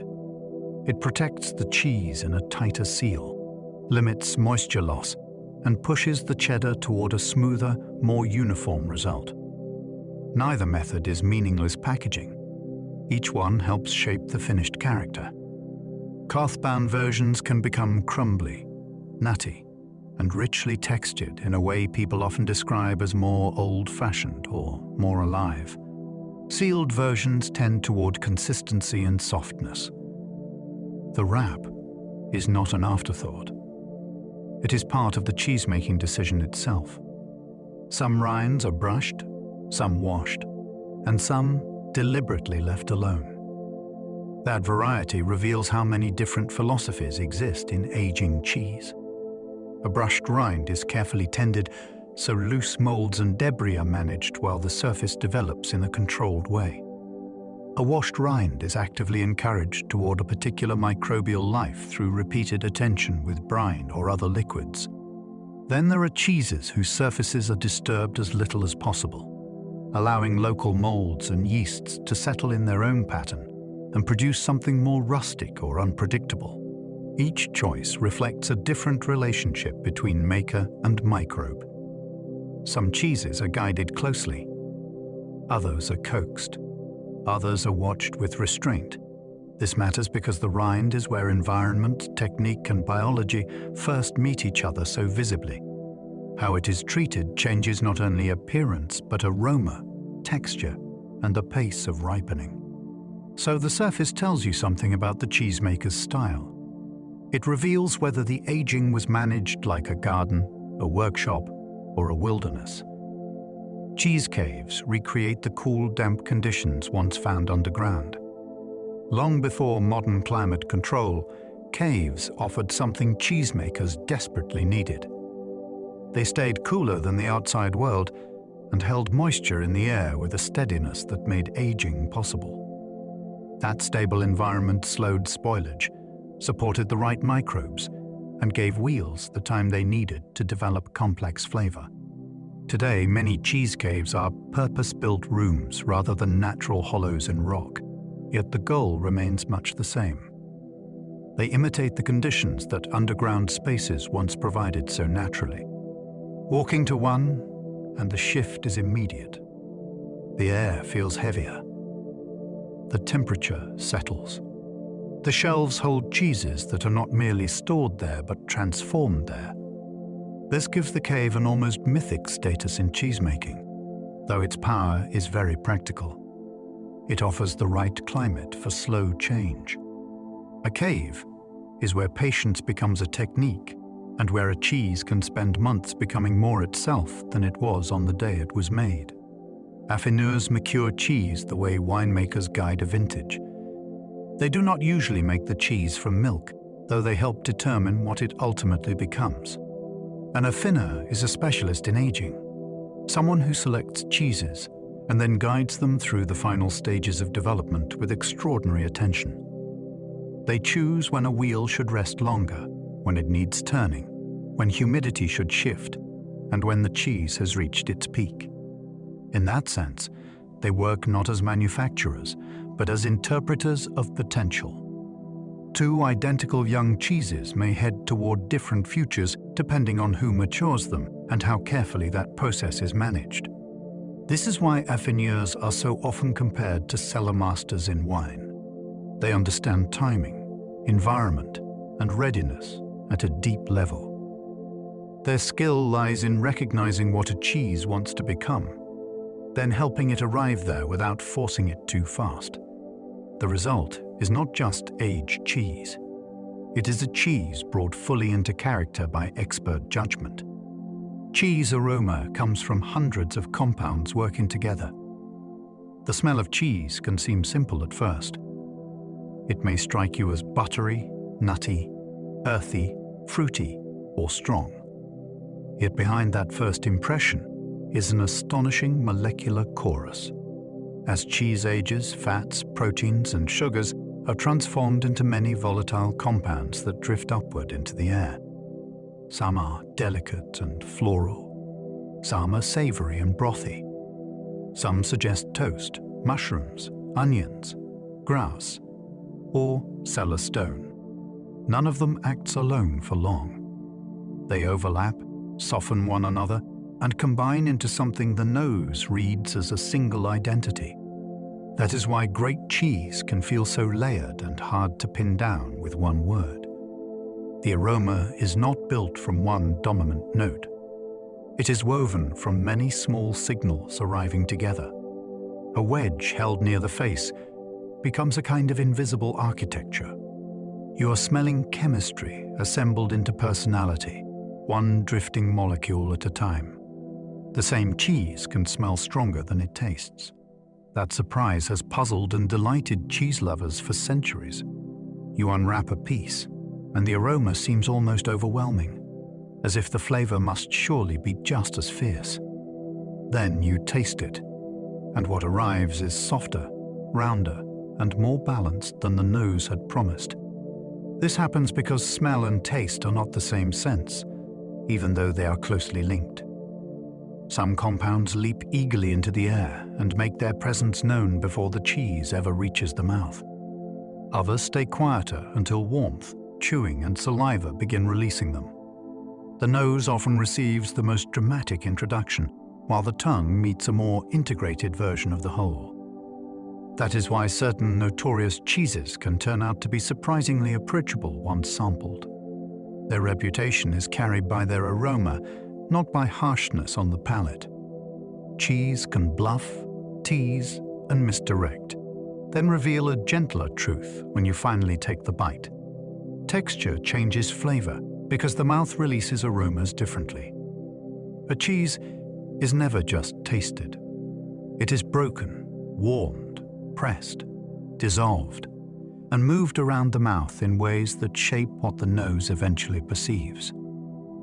A creamy cheese spreads quickly and coats the tongue, releasing aroma in a smooth, rolling wave. A crumbly one breaks into pieces, exposing more surface and sending different signals upward as you chew. A dense cheese may open slowly, asking for more time before its deeper notes appear. This is why texture can seem to alter flavor even when the ingredients are the same. The structure controls the speed and pattern of release. It decides how fat melts, how saliva mingles, and how aromatic compounds travel from mouth to nose. So the mouth is not a passive stage where flavor simply lands. It is part of the mechanism that creates flavor as an experience. In cheese, feel and taste are partners from the first contact to the last lingering note. Melting transforms structure, releasing fat, aroma, and pure comfort. When cheese melts, it does not merely get hot and soft. Its internal structure begins to loosen. The protein network that once held shape starts relaxing, and fat that had been more tightly trapped begins to flow more freely. As that happens, aromas become more mobile and more abundant. Suddenly the room fills with signals that were quieter before, and the cheese seems to bloom into a larger presence than it had when cold. This is one reason melted cheese feels so irresistibly inviting. Heat changes not only texture, but the whole sensory event. A firm slice becomes glossy, elastic, and aromatic in a matter of moments. Browning can add still more depth, bringing roasted notes and a richer finish. There is science in every part of this transformation, yet it also feels wonderfully emotional. Melted cheese seems to promise shelter, abundance, and warmth all at once, which may be why people respond to it with such immediate delight. Not all cheeses melt, and that mystery is chemistry. Many people assume heat turns every cheese into a bubbling golden pool. Then they meet one that softens only slightly, weeps oil, or simply holds its shape. The reason lies in the structure built long before the cheese reaches the pan. Moisture matters. Acidity matters. Salt matters. So does the way proteins were arranged during making and aging. In some cheeses, those proteins form a network that loosens beautifully under heat. In others, the network remains too tight, too dry, or too altered by acid to flow in the same way. That is why a young melting cheese behaves so differently from a dry aged one, even if both began with milk. Heat reveals the decisions and changes locked inside the cheese from the start. The mystery feels magical because the result is so visible. Put two cheeses under the same flame and one may stretch into silk while the other stays stubbornly itself. Chemistry decides which story unfolds. Halloumi resists melting because its proteins are tightly bound. That unusual behavior is what makes it such a marvel in the pan. While many cheeses collapse into softness, halloumi holds its form, browns on the outside, and becomes warm and yielding without turning to liquid. The secret lies in the way it is made. Its curd is handled and heated in a manner that creates a protein structure more resistant to flowing under heat than most people expect from cheese. The result is something almost unique in the dairy world. A cheese you can fry or grill as though it were built for fire. This changes how people use it and how they think about cheese itself. Instead of becoming sauce, it becomes substance. Instead of disappearing into a dish, it remains present as a distinct bite with a squeak, a spring, and a salty richness all its own. Halloumi feels like a small defiance of expectation, a cheese that answers heat with firmness rather than surrender. Aged cheeses often become more savory as proteins break apart. Time does not simply make cheese sharper. It can also make it deeper, richer, and more full of that satisfying savor people often describe as meaty or brothy. One reason is proteolysis, the gradual breakdown of proteins into smaller fragments and amino acids as enzymes keep working during aging. Some of those fragments contribute directly to taste, adding complexity and a more resonant character that lingers on the palate. This is part of why an aged cheese can seem so concentrated, as though a whole meal has been folded into one bite. It is not merely salt or strength speaking. It is the accumulation of many small chemical changes that create a deeper, savory impression over time. In a young cheese, the flavor may feel milky and straightforward. In an older one, the same foundation has been transformed into something far more layered. Aging turns protein into narrative, and savoriness is one of the great plots it writes. Cheese crystals are signs of change, not signs of failure. To someone meeting them for the first time, those tiny, crunchy bits can seem alarming. Cheese is supposed to be smooth, so why is it suddenly sparkling between the teeth? In many cases, the answer is wonderfully reassuring. Crystals often appear because the cheese has been aging and evolving in exactly the sort of slow, intricate way that gives mature cheeses their charm. Different kinds can form for different reasons, and their presence can signal that moisture, minerals, and breakdown products have been shifting over time inside the paste. Rather than suggesting spoilage, They often point to development and concentration. They create contrast too, a little flicker of texture inside something otherwise dense or creamy.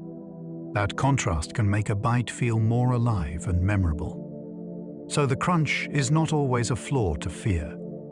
It can be a message from time itself, saying that the cheese has been busy becoming something more complex than it was before. Bitterness, nuttiness, sweetness, and fruitiness can all appear in cheese. This is one of the reasons cheese escapes every simple definition people try to place on it. It is easy to think of it as only salty, creamy, or savory, yet a good tasting can quickly overturn that narrow picture. Some cheeses carry a walnut-like warmth. Others seem to hint at caramel, apples, pineapple, broth, or toasted grain. A slight bitterness can add depth and seriousness rather than unpleasantness, especially when it balances richer notes around it. Sweetness may emerge in unexpected places, not as sugar, but as a rounded impression created by aging and aroma. Fruitiness can appear almost like a ghost, more sensed than stated, then vanish into a nutty or earthy finish. This breadth makes cheese feel more like a world than a category. It holds far more than one flavor family at once. A single bite can cross several sensory territories, which is why people keep returning to it with surprise, even after years of eating it. Great cheese tasting is really a lesson in patient noticing. The most rewarding moments often come after the first quick judgment has passed. At first, you may notice only salt, cream, or strength. Then, if you slow down, the cheese begins to unfold in stages. The aroma shifts as it warms. The texture changes as it moves across the tongue. A second wave of flavor appears where a first one seemed to end. What felt blunt becomes detailed. What felt familiar becomes strange in the best possible way. This is why cheese can teach attention so well. It asks you to stay with it a little longer than you expected. A hurried bite gives information. A patient bite gives revelation. You begin to notice contrast, sequence, and aftertaste. You notice how smell and texture work together. You notice that the finish may tell a different story from the opening. In that way, tasting cheese becomes more than consumption. It becomes practice in how to listen carefully with the senses. Provolone can be hung like a giant edible pendulum. Some forms of provolone are shaped and suspended in ways that make them look almost architectural. Large pear-shaped or elongated versions may hang by cords during aging, swaying slightly in storage, like heavy dairy lanterns. This is not only visually striking. Hanging changes how the cheese dries, settles, and develops its outer form over time. Gravity becomes part of the process. The shape stretches downward, the rind forms in open air, and the cheese acquires a presence that feels halfway between food and object. In markets or aging spaces, these hanging cheeses can look almost ceremonial, as though they belong in a bell tower rather than on a board. That theatrical appearance suits provolone well, because it often carries a flavor that grows bolder with age, moving from milky youth into something sharper and more assertive. Few cheeses seem so comfortable taking up space. A great hanging provolone does not hide on the shelf. It occupies the room. Gjetost is made by browning whey until it tastes caramelized. This Norwegian cheese begins where many other cheeses would consider the useful part already gone. After curds are removed, whey remains, still carrying milk sugars and other dissolved components. Instead of discarding it, makers simmer it for a long time until water evaporates and the sugars brown. The result is something utterly unlike most cheeses people expect. Gjetost becomes dense, smooth, and brown, with a flavor that can suggest caramel, fudge, and tang all at once. It sits in a fascinating borderland between cheese and confection, savory and sweet, rustic and surprising. That transformation is deeply satisfying because it turns what seems secondary into something unforgettable. A byproduct becomes the main event. There is real ingenuity in that. It shows how dairy traditions can push far beyond the familiar wheel and wedge. Gitost asks you to rethink what cheese can be, then rewards your curiosity with a taste that feels almost impossible the first time it happens. Paneer stays firm in heat and never truly melts. That quality makes it one of the most useful and distinctive cheeses in the kitchen. Paneer is formed by curdling milk with acid, then pressing the curds into a compact block. Because of the way its proteins are set, it can be heated, simmered, fried, or grilled without flowing into a sauce. Instead, it keeps its shape and offers a tender bite that absorbs the flavors around it. This gives paneer a role very different from cheeses valued for stretch or ooze. It behaves almost like an ingredient with its own quiet strength, ready to sit in spiced gravies, crisp at the edges in a pan, or carry smoke from a grill. That firmness also makes it feel wonderfully direct. There is no mystery about what it will do under heat. It remains itself. In a world where melted cheese gets so much attention, paneer stands apart as a reminder that steadfastness can be just as fascinating as surrender. Cottage cheese and Parmesan begin worlds apart and end worlds apart. Set these two cheeses side by side, and they seem to belong to different universes. One is loose, moist, and fresh, with soft curds that feel almost unfinished by design. The other is dense, dry, and aged, until it can be shattered or grated into fragrant grains. What makes that contrast so fascinating is that both begin with the same broad raw material, milk, then diverge almost immediately into different destinies. Cottage cheese is made for immediacy. It keeps much of its moisture and reaches the table with very little aging. Parmesan follows the opposite path, losing water, gaining structure, and developing intense depth over a very long stretch of time. One tastes of freshness and mild lactic simplicity. The other carries concentration, savor, and the memory of years. Together, they show how flexible cheese-making truly is. The same starting point can lead to breakfast curds in a bowl or a monumental wheel built for patience. Whey, once treated as waste, can become food again. For a long time, whey was easy to overlook. After the curds were gathered, what remained looked thin and secondary, a pale liquid left behind after the main event. Yet whey still carries valuable proteins, sugars, minerals, and flavor, which means it is far from empty. In many food traditions, people learned not to waste it. It could be cooked down, fermented, fed into further dairy making, used in baking, or turned into drinks and other foods with their own character. This is one of the great quiet lessons of cheesemaking. What seems like residue can still hold possibility. A vat does not divide into useful and useless. It divides into one product and then another opportunity. That way of thinking feels deeply human and deeply practical. It reflects a world where food was too precious to discard casually. Whey teaches that value can linger in the overlooked part, waiting for someone to imagine one more transformation. Ricotta is made from what cheesemaking leaves behind.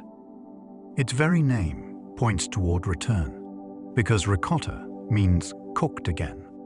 After other cheeses are made, whey still contains proteins that did not join the first curd. When that liquid is reheated, often with a bit of added acidity, those remaining proteins gather into delicate soft curds that can be skinned off and enjoyed in their own right. The result feels almost miraculous, a second cheese appearing from what seemed to be leftovers. Ricotta does not usually arrive with the gravity of a cave-aged wheel or the drama of a washed rind. Its magic is gentler than that. It lies in rescue, thrift, and elegance, born from what was nearly missed. The curds are light, moist, and tender, yet the idea behind them is intellectually rich. Cheesemaking was not satisfied with one harvest from milk. It found a way to ask the liquid for more. Ricotta is proof that dairy knowledge kept listening after others might have stopped. Processed cheese was invented to make cheese last and melt consistently. That invention belongs to a very modern kind of food problem. Traditional cheeses can vary from wheel to wheel, and their behavior under heat can be wonderfully unpredictable. Some break, some oil off, some melt beautifully on one day and differently on another. Processed cheese answered that uncertainty with control. By blending keys with emulsifying salts and carefully managing heat and moisture, makers created a product that could stay stable longer and melt in a far more uniform way. This was not merely an attempt to imitate cheese cheaply. It was a technological solution to storage, transport, and consistency in an industrial food system. That is why processed cheese became so important in sandwiches, burgers, and mass catering. It performs reliably. It bends to modern convenience with remarkable discipline. Whether people love it or dismiss it, its creation tells a fascinating story. Cheese was not only aged and protected, it was engineered to behave the same way, again and again. Some cheeses are still wrapped in leaves, bark, or cloth.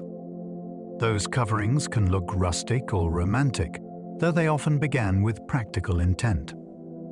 A leaf might help protect a soft cheese while also lending subtle aroma and helping manage moisture at the surface. Bark can act as a sturdy cradle, supporting a fragile washed rind cheese that might otherwise slump or spread. Cloth can allow a wheel to breathe while still giving it structure during aging. In each case, the wrapping becomes part of the cheese's environment rather than simple decoration. It shapes ripening, handling, and even how the finished cheese is perceived before the first bite. There is something wonderful about that closeness between food and material. A cheese may carry part of the forest, the field, or the workshop with it quite literally on its outside. These wraps remind us that cheesemaking was often built from what was nearby and useful. The result can be beautiful, though beauty arrived as a companion to necessity, not its replacement. Smoking can turn a quiet cheese into something campfire deep. A mild cheese can seem almost transformed when smoke enters the picture. What was once creamy and straightforward suddenly takes on layers of wood, fire, toast, and evening air. Smoking does more than add a single flavor note. It shifts the whole personality of the cheese, giving it a darker register and a sense of depth that can feel larger than the original curd ever suggested. Different woods create different impressions, from sweet and mellow to sharp and resinous, so the effect is not one fixed thing. Time matters too. A brief exposure can whisper. A longer one can seem to wrap the cheese in a cloak of smoke. What makes this so fascinating is that the interior may still remain recognizably itself. The milk is there. The texture is there. Yet everything now feels shadowed by fire. Smoking turns a simple cheese into a conversation between dairy and flame, comfort and wilderness. Spices, herbs, and truffles can redirect a cheese's identity. Additions like these do not always sit politely at the edge of the experience. Sometimes they seize the wheel and steer it somewhere completely new. Black pepper can make a cheese seem warmer and more vivid. Herbs can pull it toward green freshness or floral complexity. Truffle can drape it in an earthy aroma so commanding that the original cheese becomes part of a larger performance rather than the whole show. This is what makes flavored cheeses so interesting when they are done well. They are not merely plain cheeses with extras sprinkled in. they become new compositions, where the added ingredient reshapes what you notice first, what lingers, and what the cheese seems to be trying to say. That can rescue a mild style from anonymity or give an already expressive cheese a new dimension. A wheel that once felt familiar may suddenly suggest forest floor, garden air, or spiced warmth. Identity in cheese can be redirected with astonishing ease. Seeds and molds helped humans create cheeses impossible in nature alone.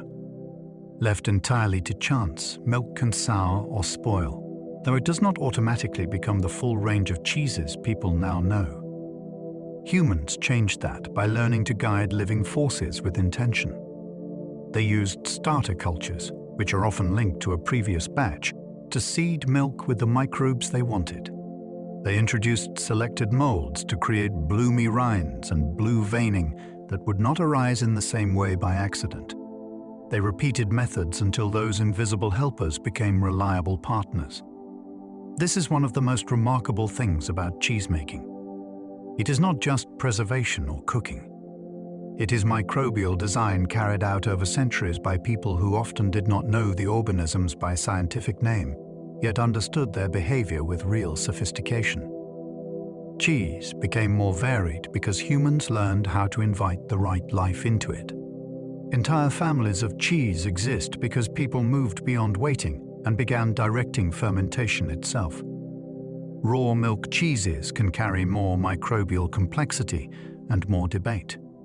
These cheeses often stand at the center of passionate arguments because they bring together flavor, tradition, risk, and regulation in one intensely charged subject. Raw milk still contains its native microbial community, and that can contribute to a more varied and sometimes more distinctive ripening process. Supporters often argue that this living complexity can produce flavors that feel more expressive of place and less standardized. Critics point to safety concerns, especially when milk handling or aging conditions are not well controlled. That tension has made raw milk cheese one of the most argued over topics in the dairy world. It is not merely a technical question. It touches identity, law, trust, and the meaning of authenticity in food. What fascinates people is that the same feature can be praised as richness and feared as danger. Few cheeses carry so much invisible drama. Inside a raw milk wheel lies both microbial diversity and a continuing cultural dispute about how food ought to be made. Pasteurized milk changed safety, flavor, and the politics of cheese. Heating milk to reduce harmful microbes was a major shift in the history of dairy. It promised greater control and helped make large-scale cheesemaking safer and more reliable, especially in systems serving huge populations. That alone would have made it important. Yet pasteurization also changed the microbial starting point of the milk, which meant makers had to rebuild flavor and fermentation in different ways, often with added cultures and more standardized methods. To some people, that brought welcome consistency. To others, it marked a loss of complexity and local character. This is why pasteurization became more than a safety step. It became a dividing line in arguments about craft, regulation, and what counts as real quality in cheese. One side sees protection and public health. Another sees compromise and homogenization. Most cheese counters today exist somewhere in the long shadow of that debate. A simple act of heating milk helped redraw the relationship between tradition, technology, and trust. Cheese inspired guilds, laws, festivals, and fierce regional pride. Once cheese became important enough to trade, judge, and celebrate, it stopped being only food and became part of civic identity. Towns organized around it. Makers formed guilds to protect standards, pass on skills, and defend reputation. Laws appeared because names, methods, and markets suddenly mattered. Festivals grew because people wanted to honor the cheeses that defined their valleys, villages, and seasons. In many places, A local cheese was not just something eaten at home. It was proof of belonging. It told outsiders who the region was, what its land could produce, and why its traditions deserved respect. That is why arguments over cheese can become so passionate. People are rarely arguing only about taste. They are defending memory, labor, ancestry, and place. A wheel on a table may look humble, though behind it can stand centuries of pride. Cheese has inspired institutions because it gave communities something tangible to organize around and something deeply local to love. Some cheeses are protected so tightly they can only come from one place. That level of protection reveals how seriously people take the bond between cheese and origin. In these cases, a name is not treated as a loose style anyone can copy anywhere. It is tied to a specific geography, and often to particular breeds, feeds, methods, and aging conditions as well. The idea is that the cheese belongs to a place in more than a sentimental way. The place helps make it what it is. Remove the landscape, the local practice, or the inherited rules, and you may create something excellent, though not the same thing. This is why protected designations can be so strict. They are trying to preserve not just a recipe, but a whole ecosystem of culture and production.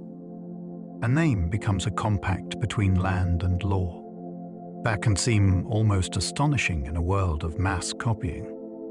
Some cheeses are considered so rooted that the world has agreed they cannot be separated from home. Counterfeit cheese exists because famous names are so valuable. Imitation follows prestige. Once a cheese name becomes famous enough to signal quality, tradition, or luxury, someone somewhere will try to borrow that reputation without earning it. That is how counterfeit cheese enters the story. A label may echo a protected name, mimic a region, or suggest an authenticity the product does not truly possess. To the casual buyer, the difference can be hard to spot. Yet the existence of such fakes tells you something important. These names are not merely descriptive. They carry commercial power.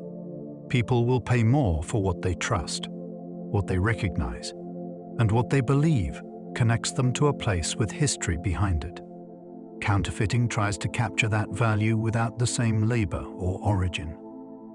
In a curious way, it is an unintended compliment. Nobody bothers to fake the forgettable. Famous cheese names attract imitation because they have become symbols, and symbols are always tempting targets when money is involved. Cheese wheels can function as collateral in parts of Italy. That sounds almost surreal, as though a cellar had quietly become a bank vault. Yet in parts of Italy, especially where long-aged hard cheeses hold significant value, wheels can indeed serve as financial assets. Because they mature over time and can command high prices once ready, they are not just foods awaiting sale. They are stored wealth. A producer with rows of aging wheels may be holding future income in tangible form, and financial systems have sometimes treated those wheels accordingly. The idea is astonishingly concrete.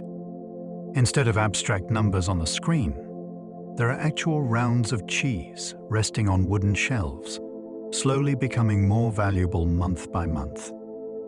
It is finance you could smell.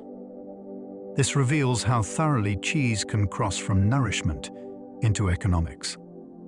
A wheel may begin as milk in a vat, though with time and trust it can become part of credit, investment, and business survival. Few foods age into something so literally bankable. Enormous wheels were made partly because big cheese ages differently. Size changes everything. A very large wheel does not simply provide more cheese than a small one. It matures according to different physical rules. The ratio of rind to interior shifts, which means the center is affected more slowly by the outside world. Moisture leaves at a different pace. Temperature and enzymatic change move through a much greater mass. The result can be a deeper and more gradual development, but small cheeses cannot reproduce in quite the same way. This is one reason monumental wheels became so important in certain traditions. Their scale was not only practical for storage and trade, it was part of the flavor strategy itself. Big cheeses could survive long aging and emerge with textures and complexities that depended on that very bulk. Standing beside one of these giants, you realize size has become an ingredient. The wheel's physical mass is helping shape taste. A cheesemaker is not merely making more. They are making different. Royal courts once prized certain cheeses as luxury gifts. That fact reveals how far cheese could travel in status. What began as practical preserved milk did not remain confined to the farmhouse table. In many periods, certain distinguished cheeses reached courts and noble households, where they could be presented as gifts worthy of rulers and elites. The reasons were easy to understand. Some cheeses came from famous regions, required careful aging, or traveled long distances without losing their value. They could represent rarity, craftsmanship, and regional excellence all at once. To present such a cheese was to offer more than food. It was to offer a piece of reputation. Courts, of course, loved foods that could signal refinement and connection to prized lands or producers. So a wheel, or carefully packed round, became part of the language of prestige. There is something delightful in that ascent. A product born from necessity and fermentation entered the theatre of power, where it could sit among jewels, silks, and diplomatic gestures as a worthy treasure. Sailors, soldiers, and travelers relied on hard cheese for survival. When people had to move far from fresh food, hard cheese became one of the most dependable companions they could carry. It was dense with nourishment, slow to spoil compared with fresh milk, and sturdy enough to endure long journeys by sea or land. That mattered immensely in worlds shaped by war, migration, and trade. A soldier marching or a sailor months from shore could not rely on fragile foods that demanded immediate use. Hard cheese offered concentrated sustenance in a form that tolerated time and hardship. It could be rationed, packed, traded, and eaten with little preparation. In many cases, it helped turn milk from a local daily product into portable fuel for movement across great distances. That makes cheese part of a larger human story about endurance. It traveled with armies, crossed oceans, and rode in wagons because it answered a simple, desperate need. People needed food that would last, and hard cheese was ready. Cheesemaking gave people a way to store summer for winter. That may be one of the most beautiful truths in all of food history. During the abundant months, animals grazed well and milk flowed more generously. Yet summer does not stay. Grass fades, weather turns, and the easy season passes. Cheesemaking allowed people to gather some of that fleeting abundance and preserve it in a form that could wait for colder, darker days. In that sense, a maturing wheel is more than preserved dairy. It is a season held in reserve. The fat and protein of lush pasture months are carried forward into winter, when fresh milk may be scarce or impossible to count on.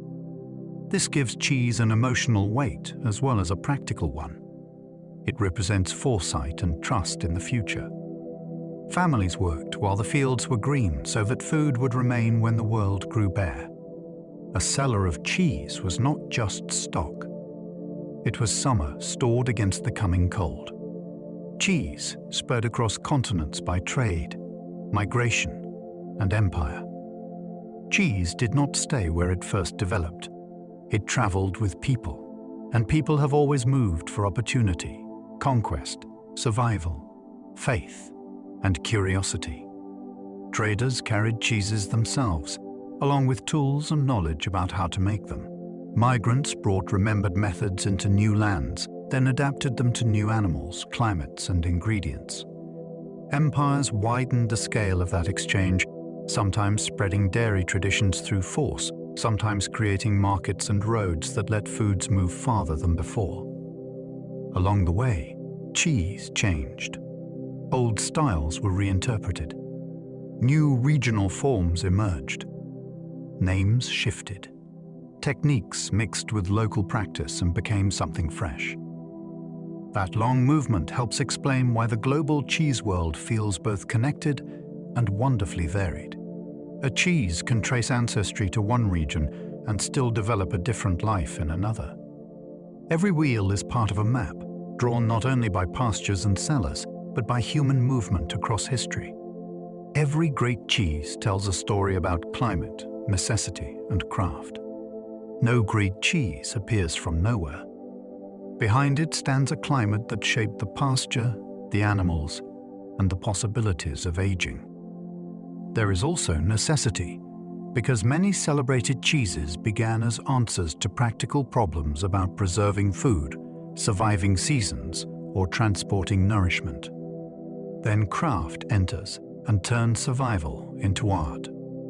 People observe, refine, repeat, and pass on methods until a local solution becomes a masterpiece. That is why cheese can feel so rich even before you taste it. A great example holds weather, economy, geography, and human intelligence together in one edible form. You can sense that it belongs to a particular world and a particular history of making do brilliantly with what was available. Some foods satisfy hunger. Great cheese does more. It carries a landscape, a hardship, and a learned skill all at once. To understand it fully is to realize you are never tasting milk alone. You are tasting a whole inheritance. Lactose drops in many aged cheeses as microbes consume it. Milk begins with lactose as one of its defining sugars, though that sweetness does not simply remain untouched through the life of a cheese. In many aged varieties, bacteria feed on lactose early in the process and convert it into other compounds, especially acids that help shape texture and flavor. As aging continues, very little of that original sugar may remain. This is one reason fresh milky sweetness often fades, while sharper, deeper, or more savory notes take over. It also helps explain why cheeses made from the same raw material can feel so different by the time they reach the board. What began as a sugary dairy liquid has been metabolized into something much more complex. There is a quiet elegance in that transformation. Invisible organisms steadily remove one of milk's most basic features, then replace it with a whole new sensory world. Aged cheese does not merely preserve milk. It remakes its chemistry from the inside out. Cheese concentrates milk's nutrients into a much smaller package. That is part of what made it so valuable for so much of human history. Milk is abundant in water, which makes it refreshing and useful, though also bulky and perishable. Cheese-making changes that balance by removing much of the liquid and gathering a large share of the remaining nutrients into a denser form.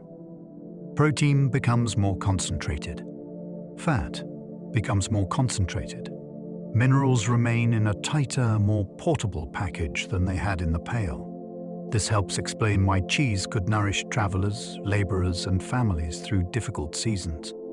A relatively small piece might contain the richness of a much larger volume of milk.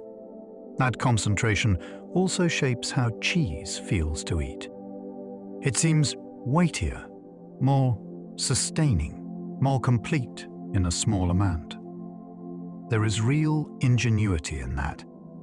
Humans found a way not only to preserve milk, but to compress much of its value into a form that could be stored, shared, and carried with remarkable efficiency.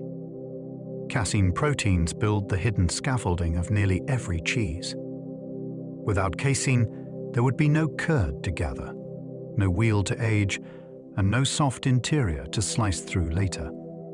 These proteins float in milk in tiny clusters, mostly unnoticed until cheese-making begins.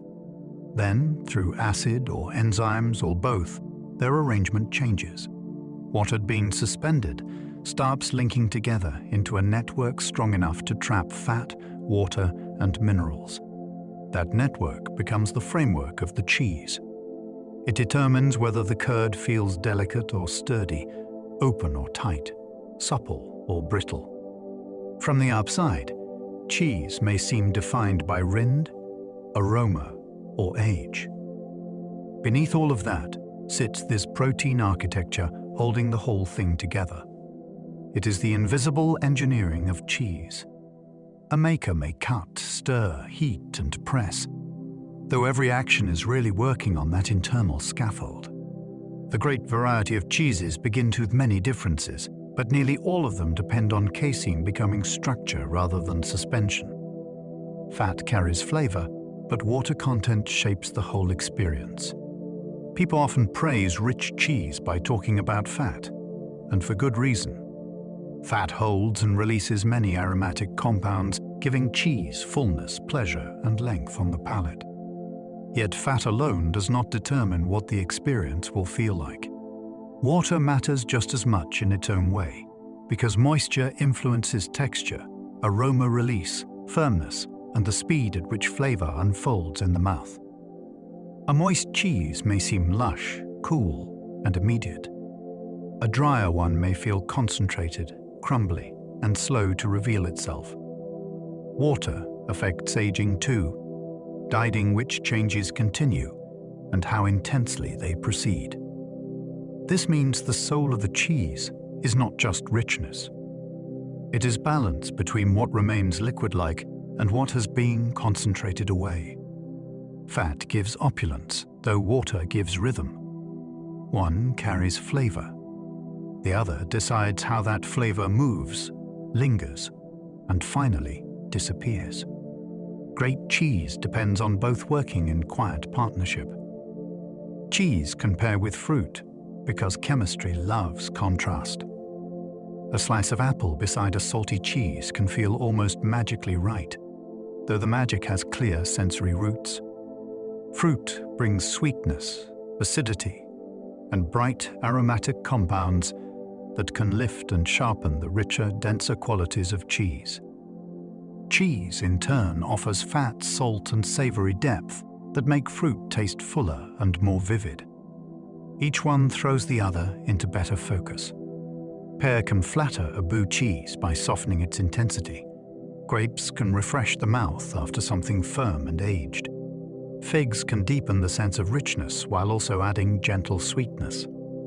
This is not only about tradition or pretty serving boards. It is about contrast doing real work in the mouth.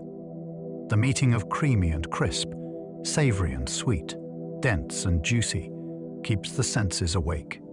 Pairing fruit with cheese feels satisfying because neither side overwhelms the other. Chemistry rewards difference when difference is balanced well. Even silence matters while cheese ages, because vibration can disturb it. Cheese may seem like a still object on a shelf, though during aging it remains physically delicate in ways that are easy to forget. Inside a wheel, moisture is moving, structure is settling, and microbial activity is continuing its slow work. Excess handling or repeated vibration can interfere with that quiet development, especially in cheeses that are fragile, soft, or full of openings where internal balance matters. This is one reason aging spaces are often treated with such care. They are not simply storage rooms. They are environments meant to protect slow transformation from unnecessary disturbance. The idea that silence could matter to cheese feels almost poetic, yet it has a practical side. Stillness supports stability. A cheese left in peace can mature more evenly than one constantly jostled by traffic, machinery, or rough movement. In that sense, aging is not only about temperature and humidity. It is also about calm. Some foods ask to be made. Cheese also asks to be left undisturbed. A perfect cheese board can reveal geography, biology, and history together. At first glance, a cheese board may look like a simple arrangement of wedges and rounds. Look closer, and it becomes something far richer. Each piece may represent a different landscape, from high pasture to damp cave country to windswept coast. Each one is also biological, shaped by animal milk, microbial life, and the slow work of enzymes and aging. Then history enters, because every cheese carries a method inherited, adapted, protected, or reinvented across generations. Put several together, and the board becomes more than a meal. It becomes a compact lesson in how humans have worked with land, animals, and invisible life to create astonishing variety from one fundamental ingredient. That is what makes a great selection so satisfying. It offers contrast, though also connection. You can move from region to region, from style to style, while sensing the deeper thread that links them. A board well chosen is not random abundance. It is edible understanding arranged on a plate. Cheesemakers balance art and science with every single batch. No matter how traditional or modern the setting, cheesemaking always lives at that meeting point. Science explains the behavior of proteins, fats, acids, microbes, salt, and temperature. It helps makers understand why a curd firms, why a rind blooms, and why one batch may drift from the expected path. Yet science alone does not complete the job. Art enters in the reading of milk, the feel of the curd, the decision to wait or act, and the judgment that something is ready even before any instrument confirms it. A great cheesemaker does not choose between intuition and knowledge. They use both at once. That is why the craft remains so compelling. It is precise without becoming mechanical. It is expressive without becoming careless. Each batch asks for observation, memory, adjustment, and trust. The result is never only chemistry and never only instinct. Cheese comes alive where measurement and experience learn how to work together. The strangest cheeses often begin as practical solutions to local problems. What seems odd from the outside often made perfect sense where it began. A cheese may look extreme, pungent, unusually shaped, or built around methods that surprise modern eaters, yet those features often grew from real needs. Perhaps a region had harsh winters, scarce fuel, difficult transport, or milk from animals unfamiliar elsewhere. Perhaps people needed a way to preserve nutrients, use every byproduct, keep insects away, or age cheese in the only conditions available. Over time, a practical adaptation could become tradition, then identity, then a flavor outsiders called strange. That journey is one of the most fascinating things about cheese. It shows how ingenuity can harden into heritage. A local solution becomes a cultural treasure. The very traits that once answered necessity may later seem exotic or daring to people who no longer face the same constraints. So the strangest cheeses are rarely random. They are logic made local, then carried forward long enough to become legend. Cheese may be one of humanity's most delicious scientific inventions. That does not mean people needed laboratories to create it. The science came first in practice, long before it was named in books. Humans learned to observe milk, guide fermentation, manage enzymes, control moisture, invite helpful microbes, and shape aging environments with astonishing skill. They were doing biochemistry by touch, smell, memory, and repetition. Over centuries, that practical knowledge produced one of the most varied foods on Earth. Cheese can be fresh or ancient, delicate or forceful, spoonable or crystalline, comforting or challenging. Few inventions combine necessity, curiosity, and pleasure so completely. It began as a way to rescue milk from time, then turned into a whole universe of flavor built on living processes. That is what makes cheese feel so remarkable at the end of this journey. It is not only food. It is an enduring collaboration between humans and nature, refined over thousands of years into something both intelligent and irresistible. As we come to the end of our journey, you might notice how something as simple as milk has unfolded into a world far more intricate than it first appeared. From ancient tombs to mountain caves, from quiet cellars to bustling markets, cheese has carried stories of time, place, and human curiosity across centuries. We have wandered through transformations shaped by unseen life, by careful hands, and by patience measured not in minutes, but in months and years.